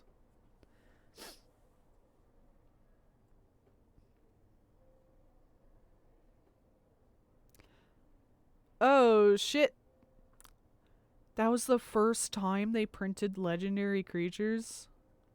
Interesting. Ow. That is a fun fact. Thank you. Vote 3. I ain't even started the voting, but you know what? We'll take it. Look around the ground floor. There are so many rooms around the base of the castle alone. Wow. Yep. Uh-huh. Ooh, fancy. A portrait gallery, the kitchen, a chapel. It's not quite level. Sometimes the ground floor is cut into rock or steps upward. Have I gone up or down from where I started? Uh-oh. Before I know it, I've stumbled into what's clearly a subterranean area. It's dark. This room isn't wired. Medieval sconces flicker on the walls. There's a low, eerie tone as a breeze filters through. Checking around to find out where I found myself, I lay hands on the cool stone edge of a coffin. My eyes adjust to the lack of light.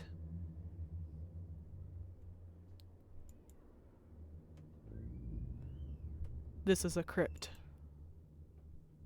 Oh. There's a faint moan from the opposite side of the wall.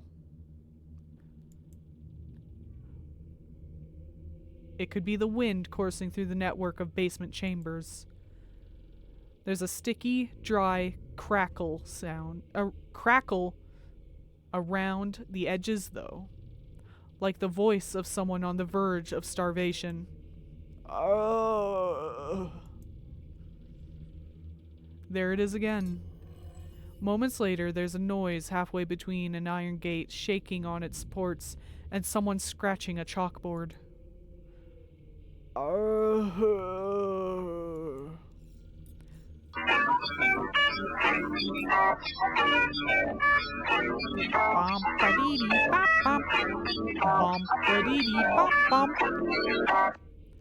Is someone there?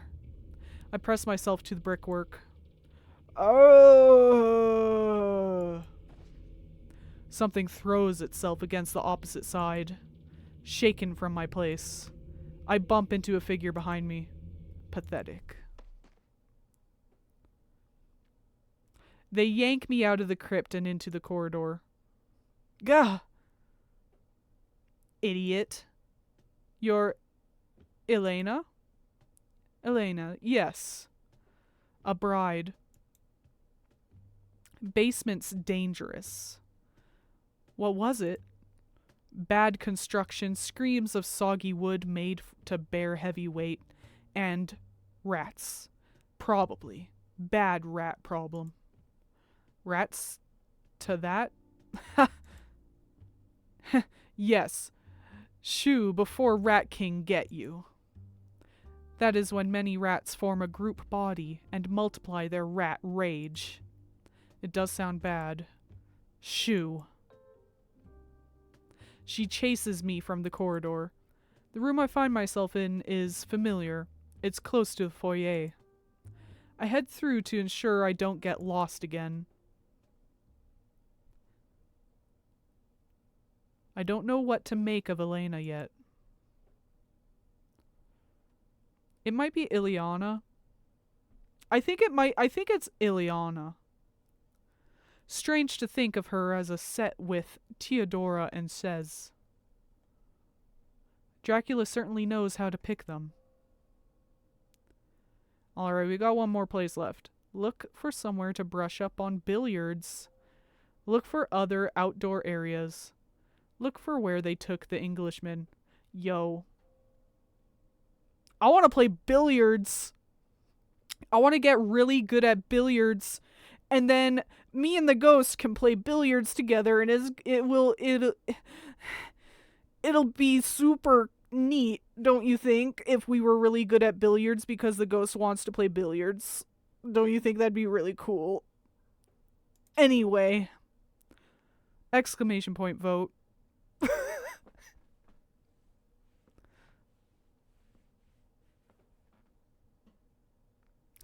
You have, I'd say about 30 seconds to vote. Unless I decide to end it early, which I might. Who knows? I might just say, maybe I don't care. Maybe I just want to do billiards. What about that? It is an option. And you know what? Ball champ!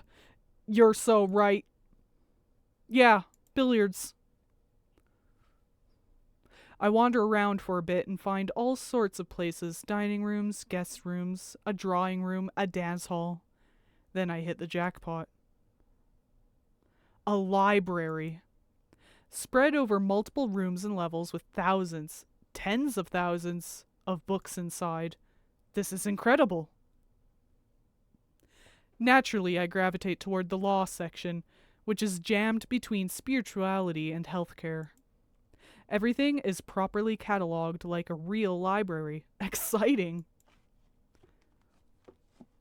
Are you kiss falling in love with the monsters?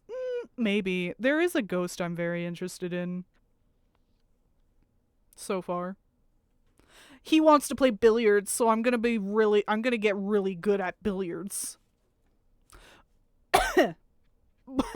This is just the demo, but ooh, a ghost. Yeah, this is just the demo. But in the full version you can like die. In the demo version you can't die. You can't get a bad end. We're playing Draculesti right now. That's the name of the game. How are you, Hem? I hope you're having a lovely night.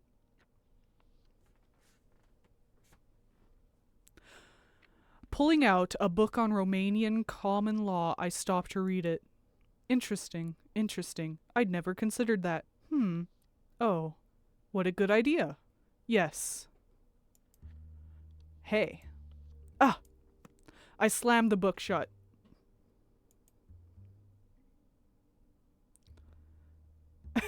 To pick law when there's other topics there? Okay, but he's a lawyer. You've returned. Welcome back, Steph. Hi. He picked the law book because he's a lawyer and he's really interested in law. Don't make fun of his fucking interests. Rude. Hey. Hi, Steph. How's my arch nemesis? Jumpy. I thought I was alone. Oh. You're done with that man and his sister. Have they calmed down? They're resting. Looks as though she could use a rest herself. There's no shine in her eyes, just flat mott exhaustion. I probably shouldn't ask. She's probably the only one who'll answer truthfully. Does Dracula really heal people? She flinches. Not really. Just a good job faking it. If it's fakery, why does any of the caravan come back? There's other deals he can do. They ask us for favors, he fulfills them. How? Feudal? Oh, how feudal. Nemesis-y.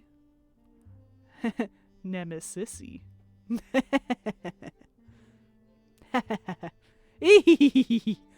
Yeah, a feudal lord in the wrong century. Settling into the conversation, she slouches back against the shelves. How he and Theodora like it. What were you gossiping about with her and her stupid girlfriend? Says has been honest with me. Best to return the courtesy. You, of course. Of course. She folds her arms over her chest. Someone's got to run people away before they get eaten. But those two think it's fine to be a predatory business as long as it's a family business. I'm getting closer to the truth of this place. She is pretty cool. I do like her. Objection. I should do a Phoenix Wright playthrough at some point. Better press the advantage. Predatory how? This castle appears... Oh, wait. Oh my god. This castle tears people apart. It's still just a job to you. You think you'll go home in a few days, same as any other assignment, same as ever. Admittedly, it is a creepier assignment than usual. Once he's got you in his castle, though, you're like a fly in a web. And he's the spider. And above him are the birds and the cats and a million higher orders of animal. That's feudalism for you. I try to get people out of the web. When I can't, I try to make being stuck in it painless. Am I in the web? She won't answer. That'll be a yes. How can I possibly follow on from that? I walk back to the legal section and look for the shelf to return my book to. Wait. There's other law books. If you're ever interested. She leads me to the opposite corner, a bookcase with a lockable glass front. Everything inside looks unfathomably old and expensive. Some of them are even bound in unrecognizable materials, strange leathers and chittins. What is this, an occult section? Surprised. Oh, Occultic law books. Would you be interested? If I get bored, sure. Might be a bit of fun. May I have a key? It's not locked. The door is there to keep the dust out. I reach for the handle. Then think better of it. Thank you for showing me. She folds her arms and looks away. Not borrowing any. The work upstairs is urgent. For now, maybe. You think that'll change? If we're unlucky. And I don't know about you, but I'm always unlucky. Unsure how to respond, I give her a little wave. Good evening, says. Pass her the book and step from the room. Cults, cults, cults, cults! Yeah! Wandering the halls in the vague direction of the tower. A breeze licks the lights through their bulbs. Ah. One by one, some phantoms' fingertips pinch them out, until the last remaining source of light is a pale emanation through the nearest doorway. Even more gay! Yippee! You love to hear it! Hey, don't mind me. I just want to see if my bot is working. Yay! It's working! Join my cult! Okay. I feel like every time I test it, it's not working. And it's like, why even bother? And it's working today.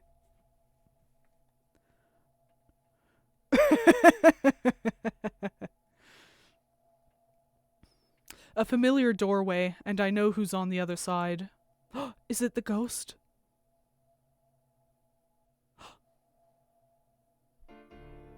Holy fuck, it's the ghost! Sure enough, when I peer through, I see him. Hi! A long-limbed man lounging on the pool table, lips pursed in an impatient smile. The bathroom ghost. He swings his leg over the edge as he turns to face me. Evening. You aren't kidding about billiards. Gesturing at the cues, his smile takes on some warmth. Ready to play. He's the only thing on the felt. Where are the billiards? If I kept you waiting, you could have set the table. I barely know how to do it. Alas, I'm stricken with a tragic touch impairment. Didn't seem like a problem last night. There are brains and nerves inside you for me to stimulate. A table has none of that. However, I pose upon it, it will never pay me any mind. To stress the point, he stretches himself out, drawing his trousers tight. I clear my throat and focus on the cues. Last night he helped me shave. Does the ghost do weddings?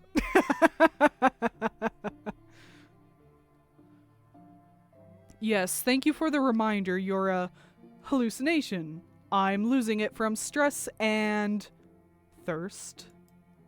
Poor drifter lost in the desert, wondering if the oasis is nothing but a mirage. Don't look at him.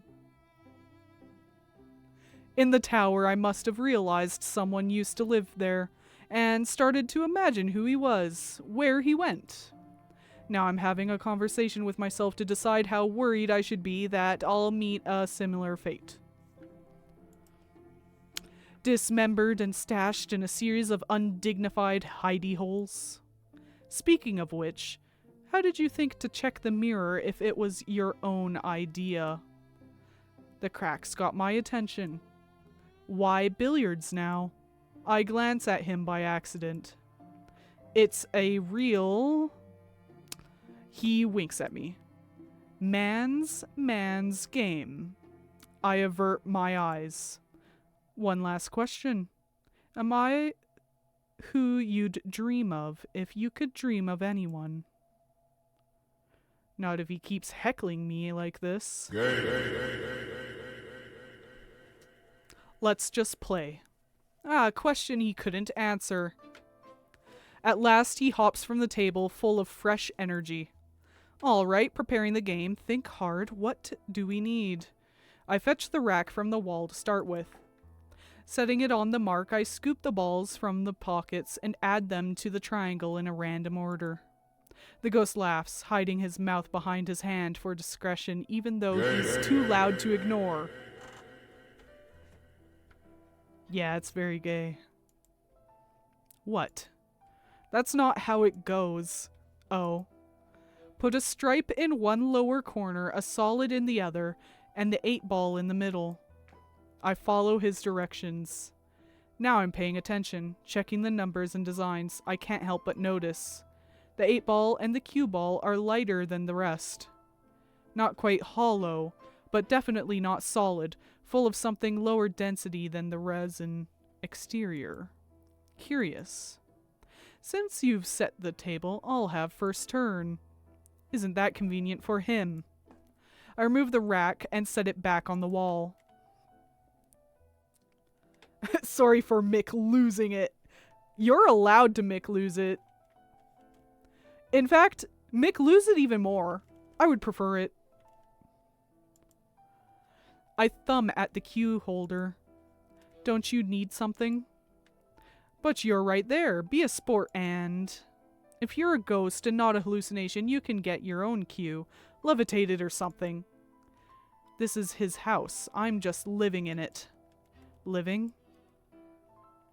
Poor choice of words. The point remains, everything here is Dracula's. Without his permission or an offer from his representative, I can't touch any of it. Convenient. No, inconvenient, beyond your wildest imagination. Offer him a cue, refuse to offer him a cue. I want to offer him a cue. But we're gonna start a vote. Exclamation point, vote with 1 or 2. What will we choose? Will we offer him a cue or not? Gay is out of stock. We've run out of gay. We can never run out of gay. Don't say that. Riz the ghost. I'm trying. We have to. We have to Riz the ghost. Infinite gay. Yes. Yes. Increase the gay. End the vote early. We offer him a cue. I lift a cue from the holder and offer it over the table. The ghost accepts with a bow of his head. According to him, he should be first. I take my own cue from the rack and turn it in my hands as he adjusts the placement of the cue ball. The ghost inhales out of habit or a sense of showmanship. Crack! He shoots the middle of a wall of the triangle. The balls ricochet everywhere. The game is afoot. We alternate turns, sinking some shots, missing others. He's confident, taking aim at risky targets, almost pocketing some of my stripes. I'm methodical. I don't have the experience not to be. Though it's scary that 5 turns in, he's on 3 and I'm on 1. How's the sale proceeding? Pardon? I almost misfire. A ghost taking interest in the literal business of the living? It's a shockingly mundane question. The sexual tension of playing billiards with a sexy ghost. Yes. Hold on one moment. I want my beautiful face back. Hi. The sale papers for Carfax? Why? Just making conversation. He keeps steady. I had a job once. Ordinary duties, ordinary concerns, ordinary physiology. Sure. What were you? Someone's muse? A movie star? A salesman. Who knocked on the wrong door? Didn't I ever? What did you sell? This and that. He puts the cue behind his back and fires a trick shot at the 4-ball. It misses, but nudges the 6 closer to a corner pocket. Talking boards and planchettes, maybe? Ha! The family's black market black magic dealer. Not what I'd call ordinary. There are stock takes, delivery logistics, and taxes like all retail. The product might be unusual, but selling it isn't. If Nico is anything to go by, all the castle suppliers are a bit off.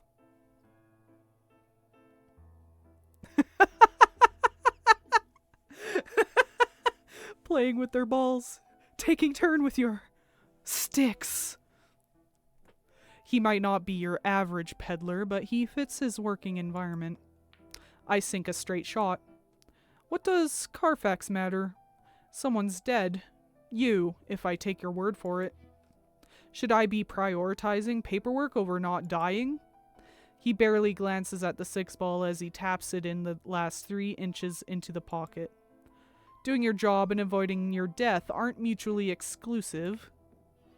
It takes a bit of focus, but I rebound the 11-ball from the wall on one side to the middle pocket on the other. Explain. 4 to 3, the gap is closing. Dracula isn't planning on killing you. He didn't want to kill me either. If he has a usable piece, he prefers to have it in play, which means that while he believes you're his pawn, I'm safe. Fill out the forms, obey as many rules as possible, be an eager employee and a model house guest. Above all else.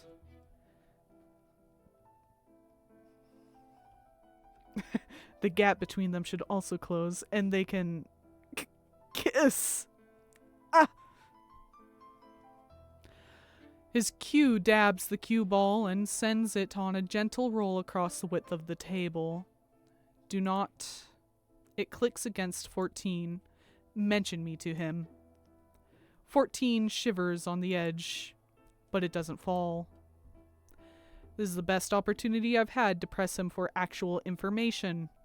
Let's see what I've got. I find an angle on the cue ball that'll separate it from the 14 ball. The shot ricochets from the top of the table to the opposite side. Though I didn't dare hope, it clips the edge of 9 and sends it into a middle pocket. 4-4. What is there to mention? You haven't so much as introduced yourself. There might be dozens, hundreds of ghosts in a place like this. Unless there's something special about you I should know. He fumbles his next move. I'm not in a position to score, but I notice somewhere I can move the cue ball. That'll make things harder for him. I'm not buying what you're selling, Mr. Ordinary Salesman. He scrambles around the table to try and salvage his turn. Why complicate things? Think of it like cruising. The mystery's a crucial part of the appeal. I can be another nameless man in a bathroom, safety and anonymity. You think I've ever been able to go cruising? Our pace increases. Anonymity can also help keep the past a secret. Name suppression laws, for instance, to prevent the public prying into criminal history. The turns come hard and fast. So what's your name? I don't know. Call me Vlad.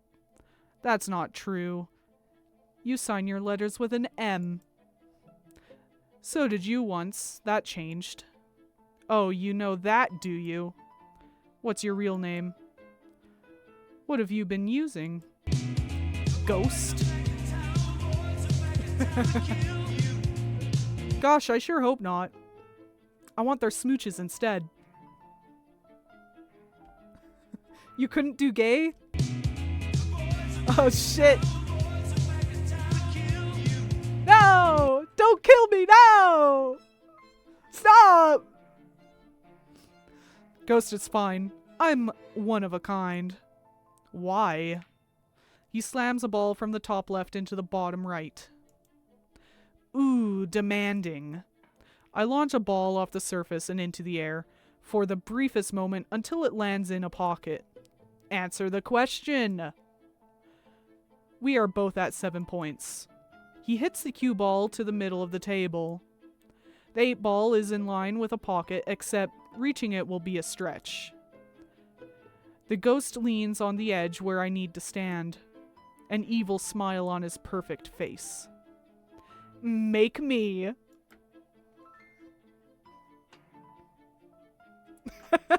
Damn, what's gayer? Gay sex or whatever the hell they're doing right now? I think this might be gayer than gay sex. I don't know.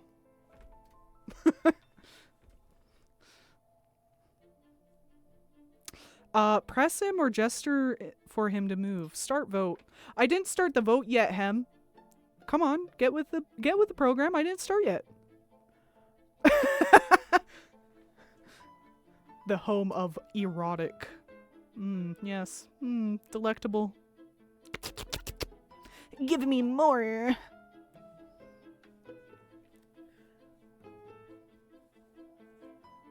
Sorry, too eager.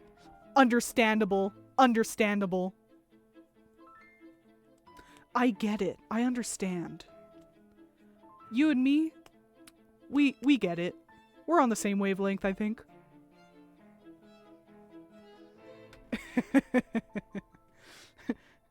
The gay got to Hem. Yeah. We all be catching the gay here. Yeah.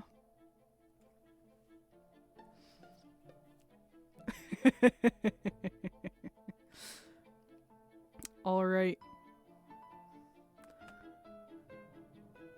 Oh no. All right. Press him. Fine. We can play it like that. I shove his shoulders and topple him backwards onto the felt.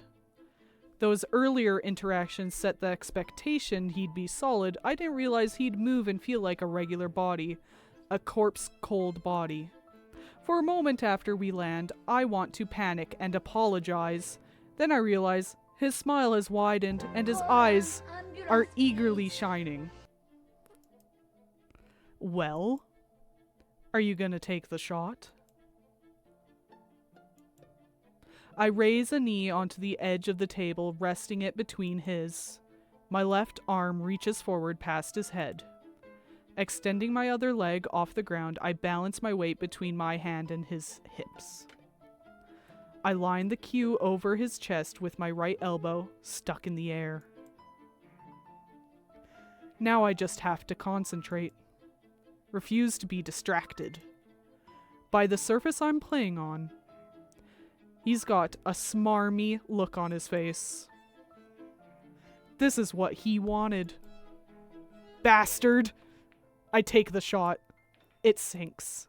I win. The ghost's smile cracks into a tuneful laugh. Felicitari. I don't know how to fuck. I don't know what these two dots mean. I can't. Yeah, we'll allow it. We'll allow the gay.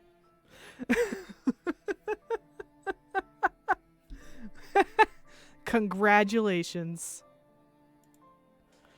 Dropping the cue onto the table, I prop myself on both hands and prepare to move. He sweeps his hands underneath me and up to clutch the sides of my face. It's like an Arctic crab has latched onto me, chilly, spindly fingers devoid of warmth and flesh. Whatever gentleness he had yesterday has been forgotten. He doesn't press hard, but it's not a pleasant sensation. It's important to be selfish here. If there's a choice between saving your own skin and somebody else's, pick yours. We'd all do the same. Then why am I helping you? His fingers slip free. He puts his hands to my chest and shoves me like I did him. I stumble back off the table onto my feet. He sits straight up, using only his core strength, easy for someone who doesn't have to work out. Landing on his toes, he prowls around the floor. Because I'm your only hope. Fear flickers across his face at the prospect. Since I won, this is my moment. I level my cue at him like a judgmental pointer finger. Who are you? Why doesn't Dracula want us talking? What kind of help is on offer here? Draping a hand over his features, he sighs. I tried to take something of his. He took everything from me in return.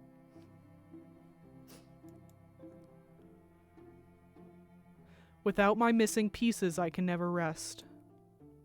But if a certain handsome someone could reassemble them, he'd gain a powerful ally. Not just an ordinary salesman. An extraordinarily talented salesman.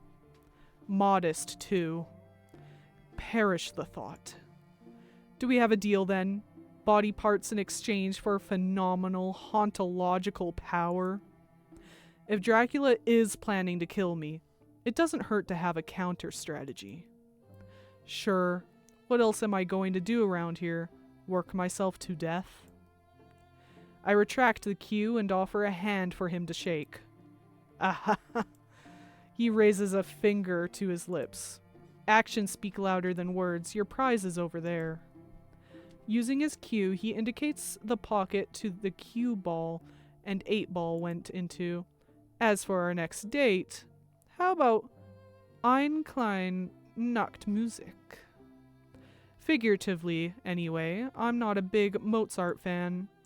Find us a piano and a decent tune to play. Let's try a duet. You speak German, ja? Ja. There's a particular piece I like. Auf einen Totennacker. Hat mich... Ugh, fuck. I don't know how to do German! He's singing. His voice resonates as though this mess of old carpets and leisure furniture is a proper concert hall. You can figure it out. I most certainly cannot. I'll try. With that, our night is over. Clear the table, store the cues, flee the scene. Lingering too long in Dracula's personal lounge would be terribly foolish. Isn't the whole castle his? I'm my own man, so are you. Le revidere.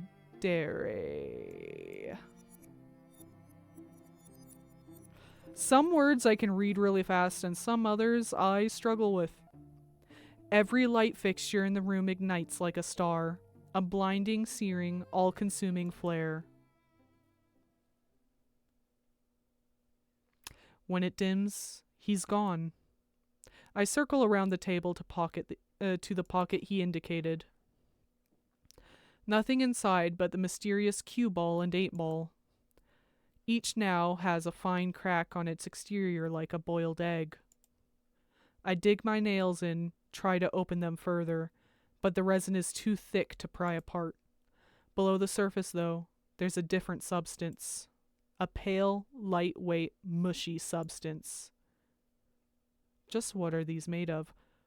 Oh dear God, are those his eyes? He ghosted us. No, he did not.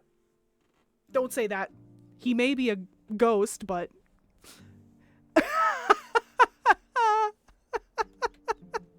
Stop!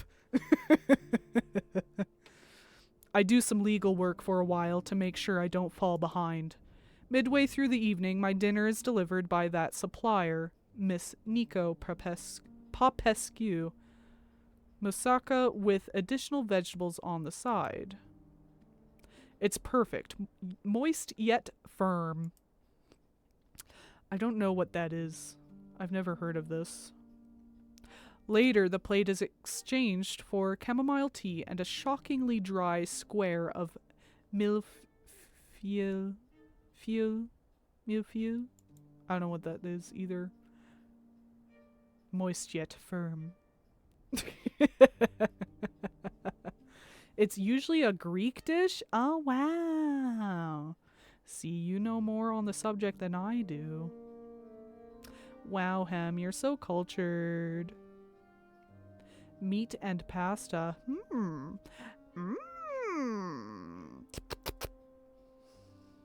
I pick at them as I go, carefully keeping the vessels across the tabletop from the contracts. The real challenge is making sure I don't drink the inkwell instead of the tea.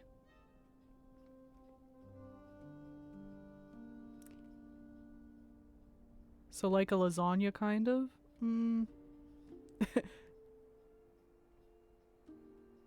Listen, food is culture.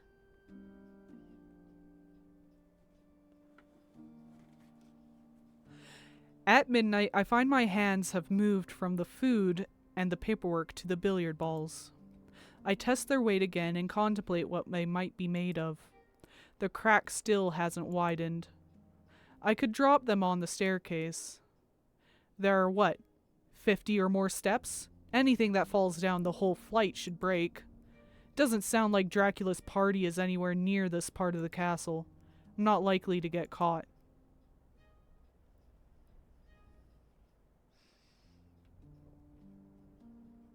Eggplant or potato?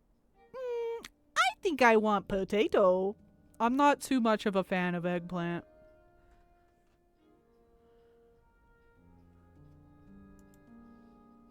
Oh, why not? Let's try the staircase. With both balls on the top stair, I peer into the darkness below. Despite assurances, the moonlight doesn't illuminate the steps at all well. Taking a deep breath to calm myself, I push them over the edge. They roll easily and loudly down the steps in view and rebound from the wall around the corner. I can hear them descending the spiral. At a casual walking pace, I follow after them.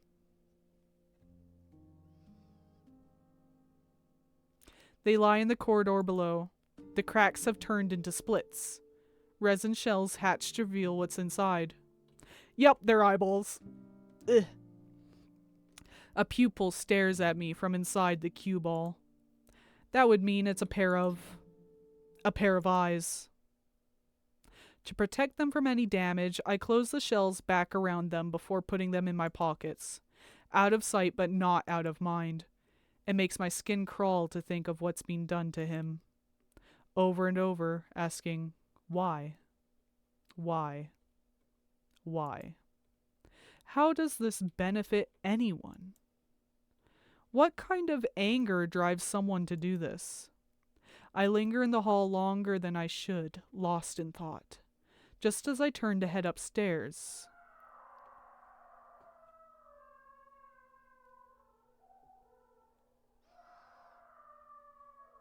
Retro.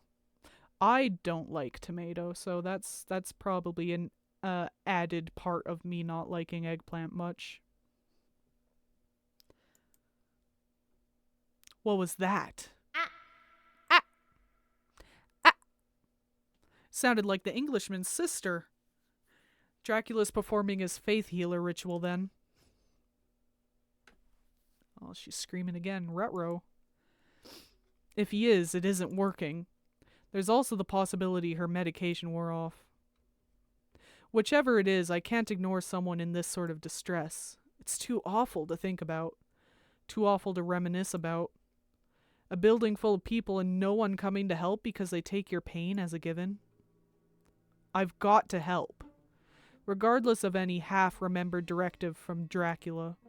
Or any half-remembered warning from Theodora. I begin to run. The intervals between the screams grow shorter, but the screams grow weaker. It's hard to tell where to turn. I'd intended to use the volume as a guide, but that's not possible. Where is she? Where? Where? Not the guest room. Not the parlor. Nor any of the dozens of other doors I pass. What the fuck? This is like a jump scare from Five Fuckers at Uncle Fester's. Get me the fuck out of here! You got that right. You can say that again.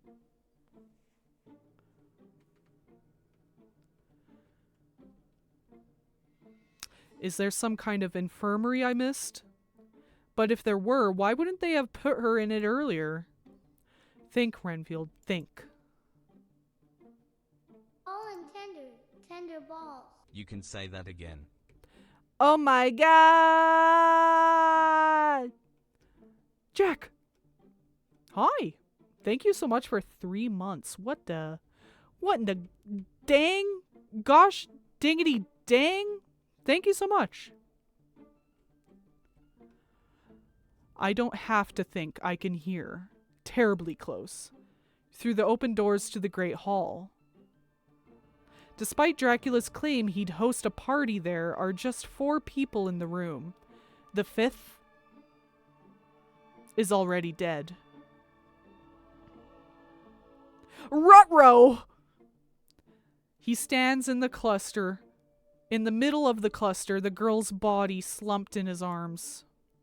The brides flank him, clutching a shoulder or a thigh each. Theodora remains concentrated on her meal. Says adjusts her shoulder to hide behind it. Ileana spits as she makes eye contact. All of them are biting the girl. Dracula, her jugular, Theodora, and says her wrists. Ileana has torn through the thick veins in her leg. They see me and stare, but none of them can wrest themselves from their prey. Even Dracula, proud and regal, lets his composure lose out to his thirst.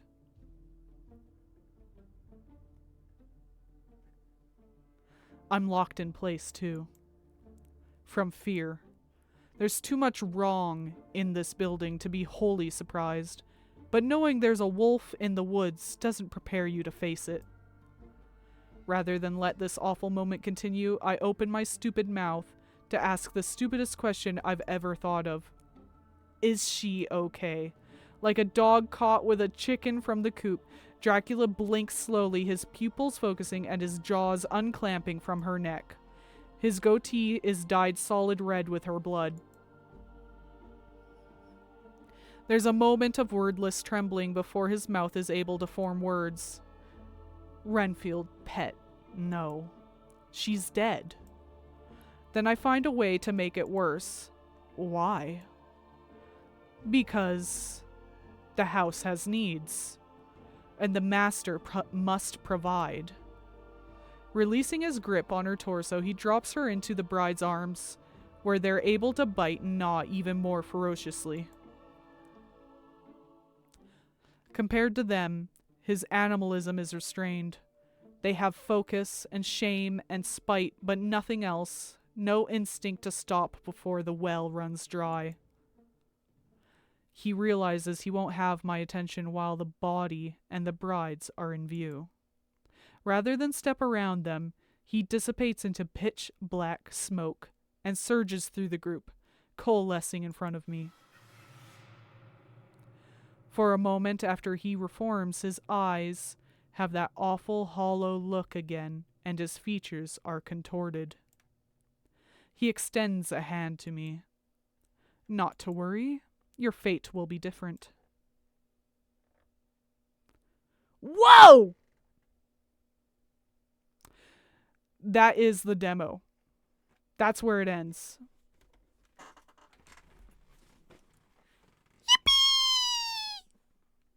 Wow!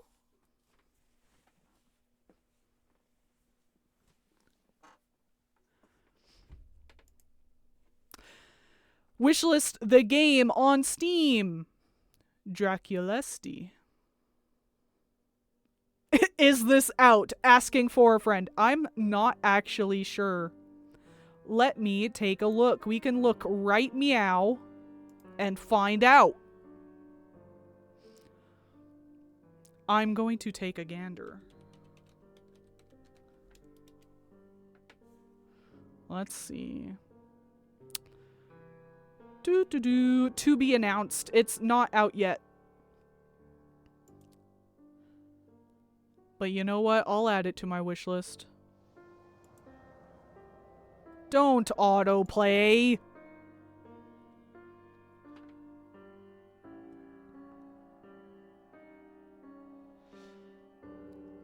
Yeah, there is no... Here, let me take a quick look at the itch.io page I downloaded this from, because that will be a very easy way to find out news about it, because it's much easier to find out these things from the itch.io than it is from Steam usually.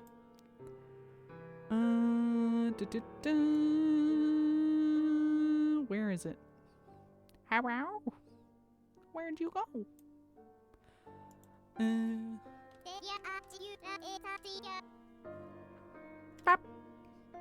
There we go. Let's see.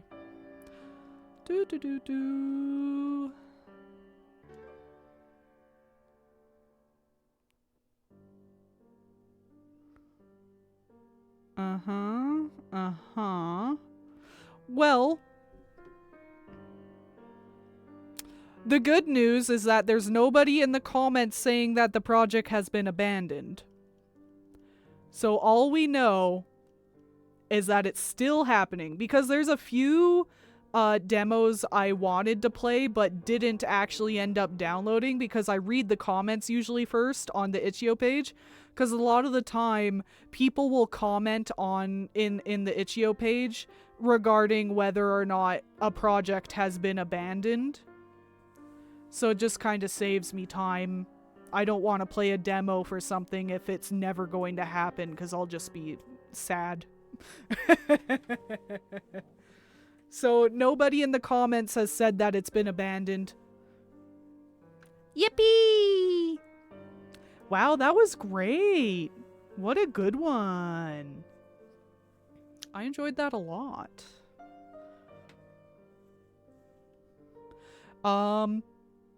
I will be, if you have trouble finding it, I will be sharing this link in the community Discord. Let me just go ahead and meet Morp. Drop this somewhere. I should have a gaming channel in here, and I don't. Isn't that silly?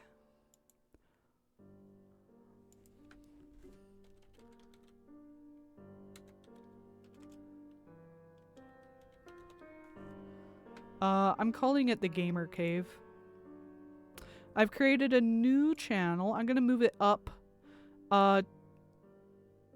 Right up. I'm gonna put it between Videodrome and Music Lounge, and I'm gonna just drop this here. I'll drop all the game links in here when I get a moment, but since I have the Dracula SD demo already in my clipboard, I will put it there. Right meow. There it is. If you are in the community Discord, you can access that right away. And if you're not, which I'm pretty sure all of you in chat are, but just in case you aren't and you are interested, there's the link. You can join my cult. Our cult. Join me. Come on, I know you want to. If you aren't already there. I'm pretty sure everyone here is in there already. But if you're not, you should join the cult. Do it. Do it for me. Please. Not you! Yeah! You gotta fix that. You gotta join our cult. Get in there. Get it on. Get on in here. Heck yeah. Yippee. Welcome, Jack. Welcome. You will, welcome to being an initiate. Thank you. I'm so happy to have new initiates.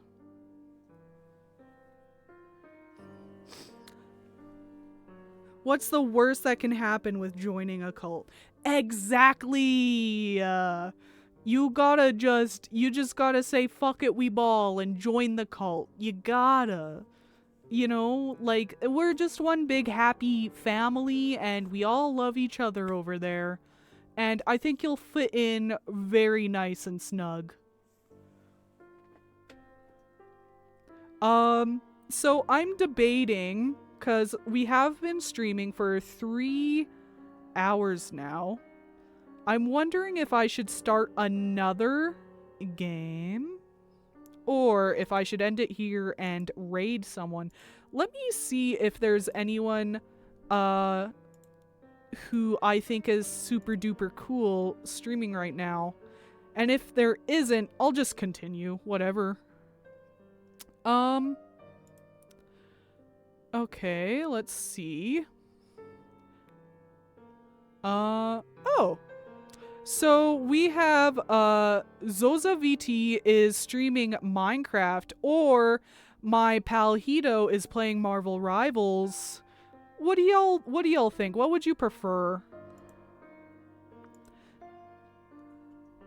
This is a democracy after all. We have democracy in this cult. What do you think? Would you rather watch Minecraft or Marvel Rivals? Or do y'all care? Marble? Yeah. Marble pretty cool. I like watching my friends play Marble. I personally can't play competitive games because I just, they just make me upset. But I like watching my friends play them. Alright, let's go to Marble. We're gonna raid into my good pal Hito. Do. Hitomaru. Alright. Please be nice to my good friend Hito. You're so welcome. Thank you for joining me. It was so fun having you, Hem. It was fun having everybody here. I'm so glad that y'all enjoyed watching me play these super gay, horror-themed visual novels. I'd like to continue this as a theme for some stream nights, because I have a lot more of these games downloaded to go through. Alright, bye-bye everybody. I hope you all have cryptic dreams, and perhaps you'll see me there. Bye-bye! Bye-bye! Bye! I love you! Bye! Bye!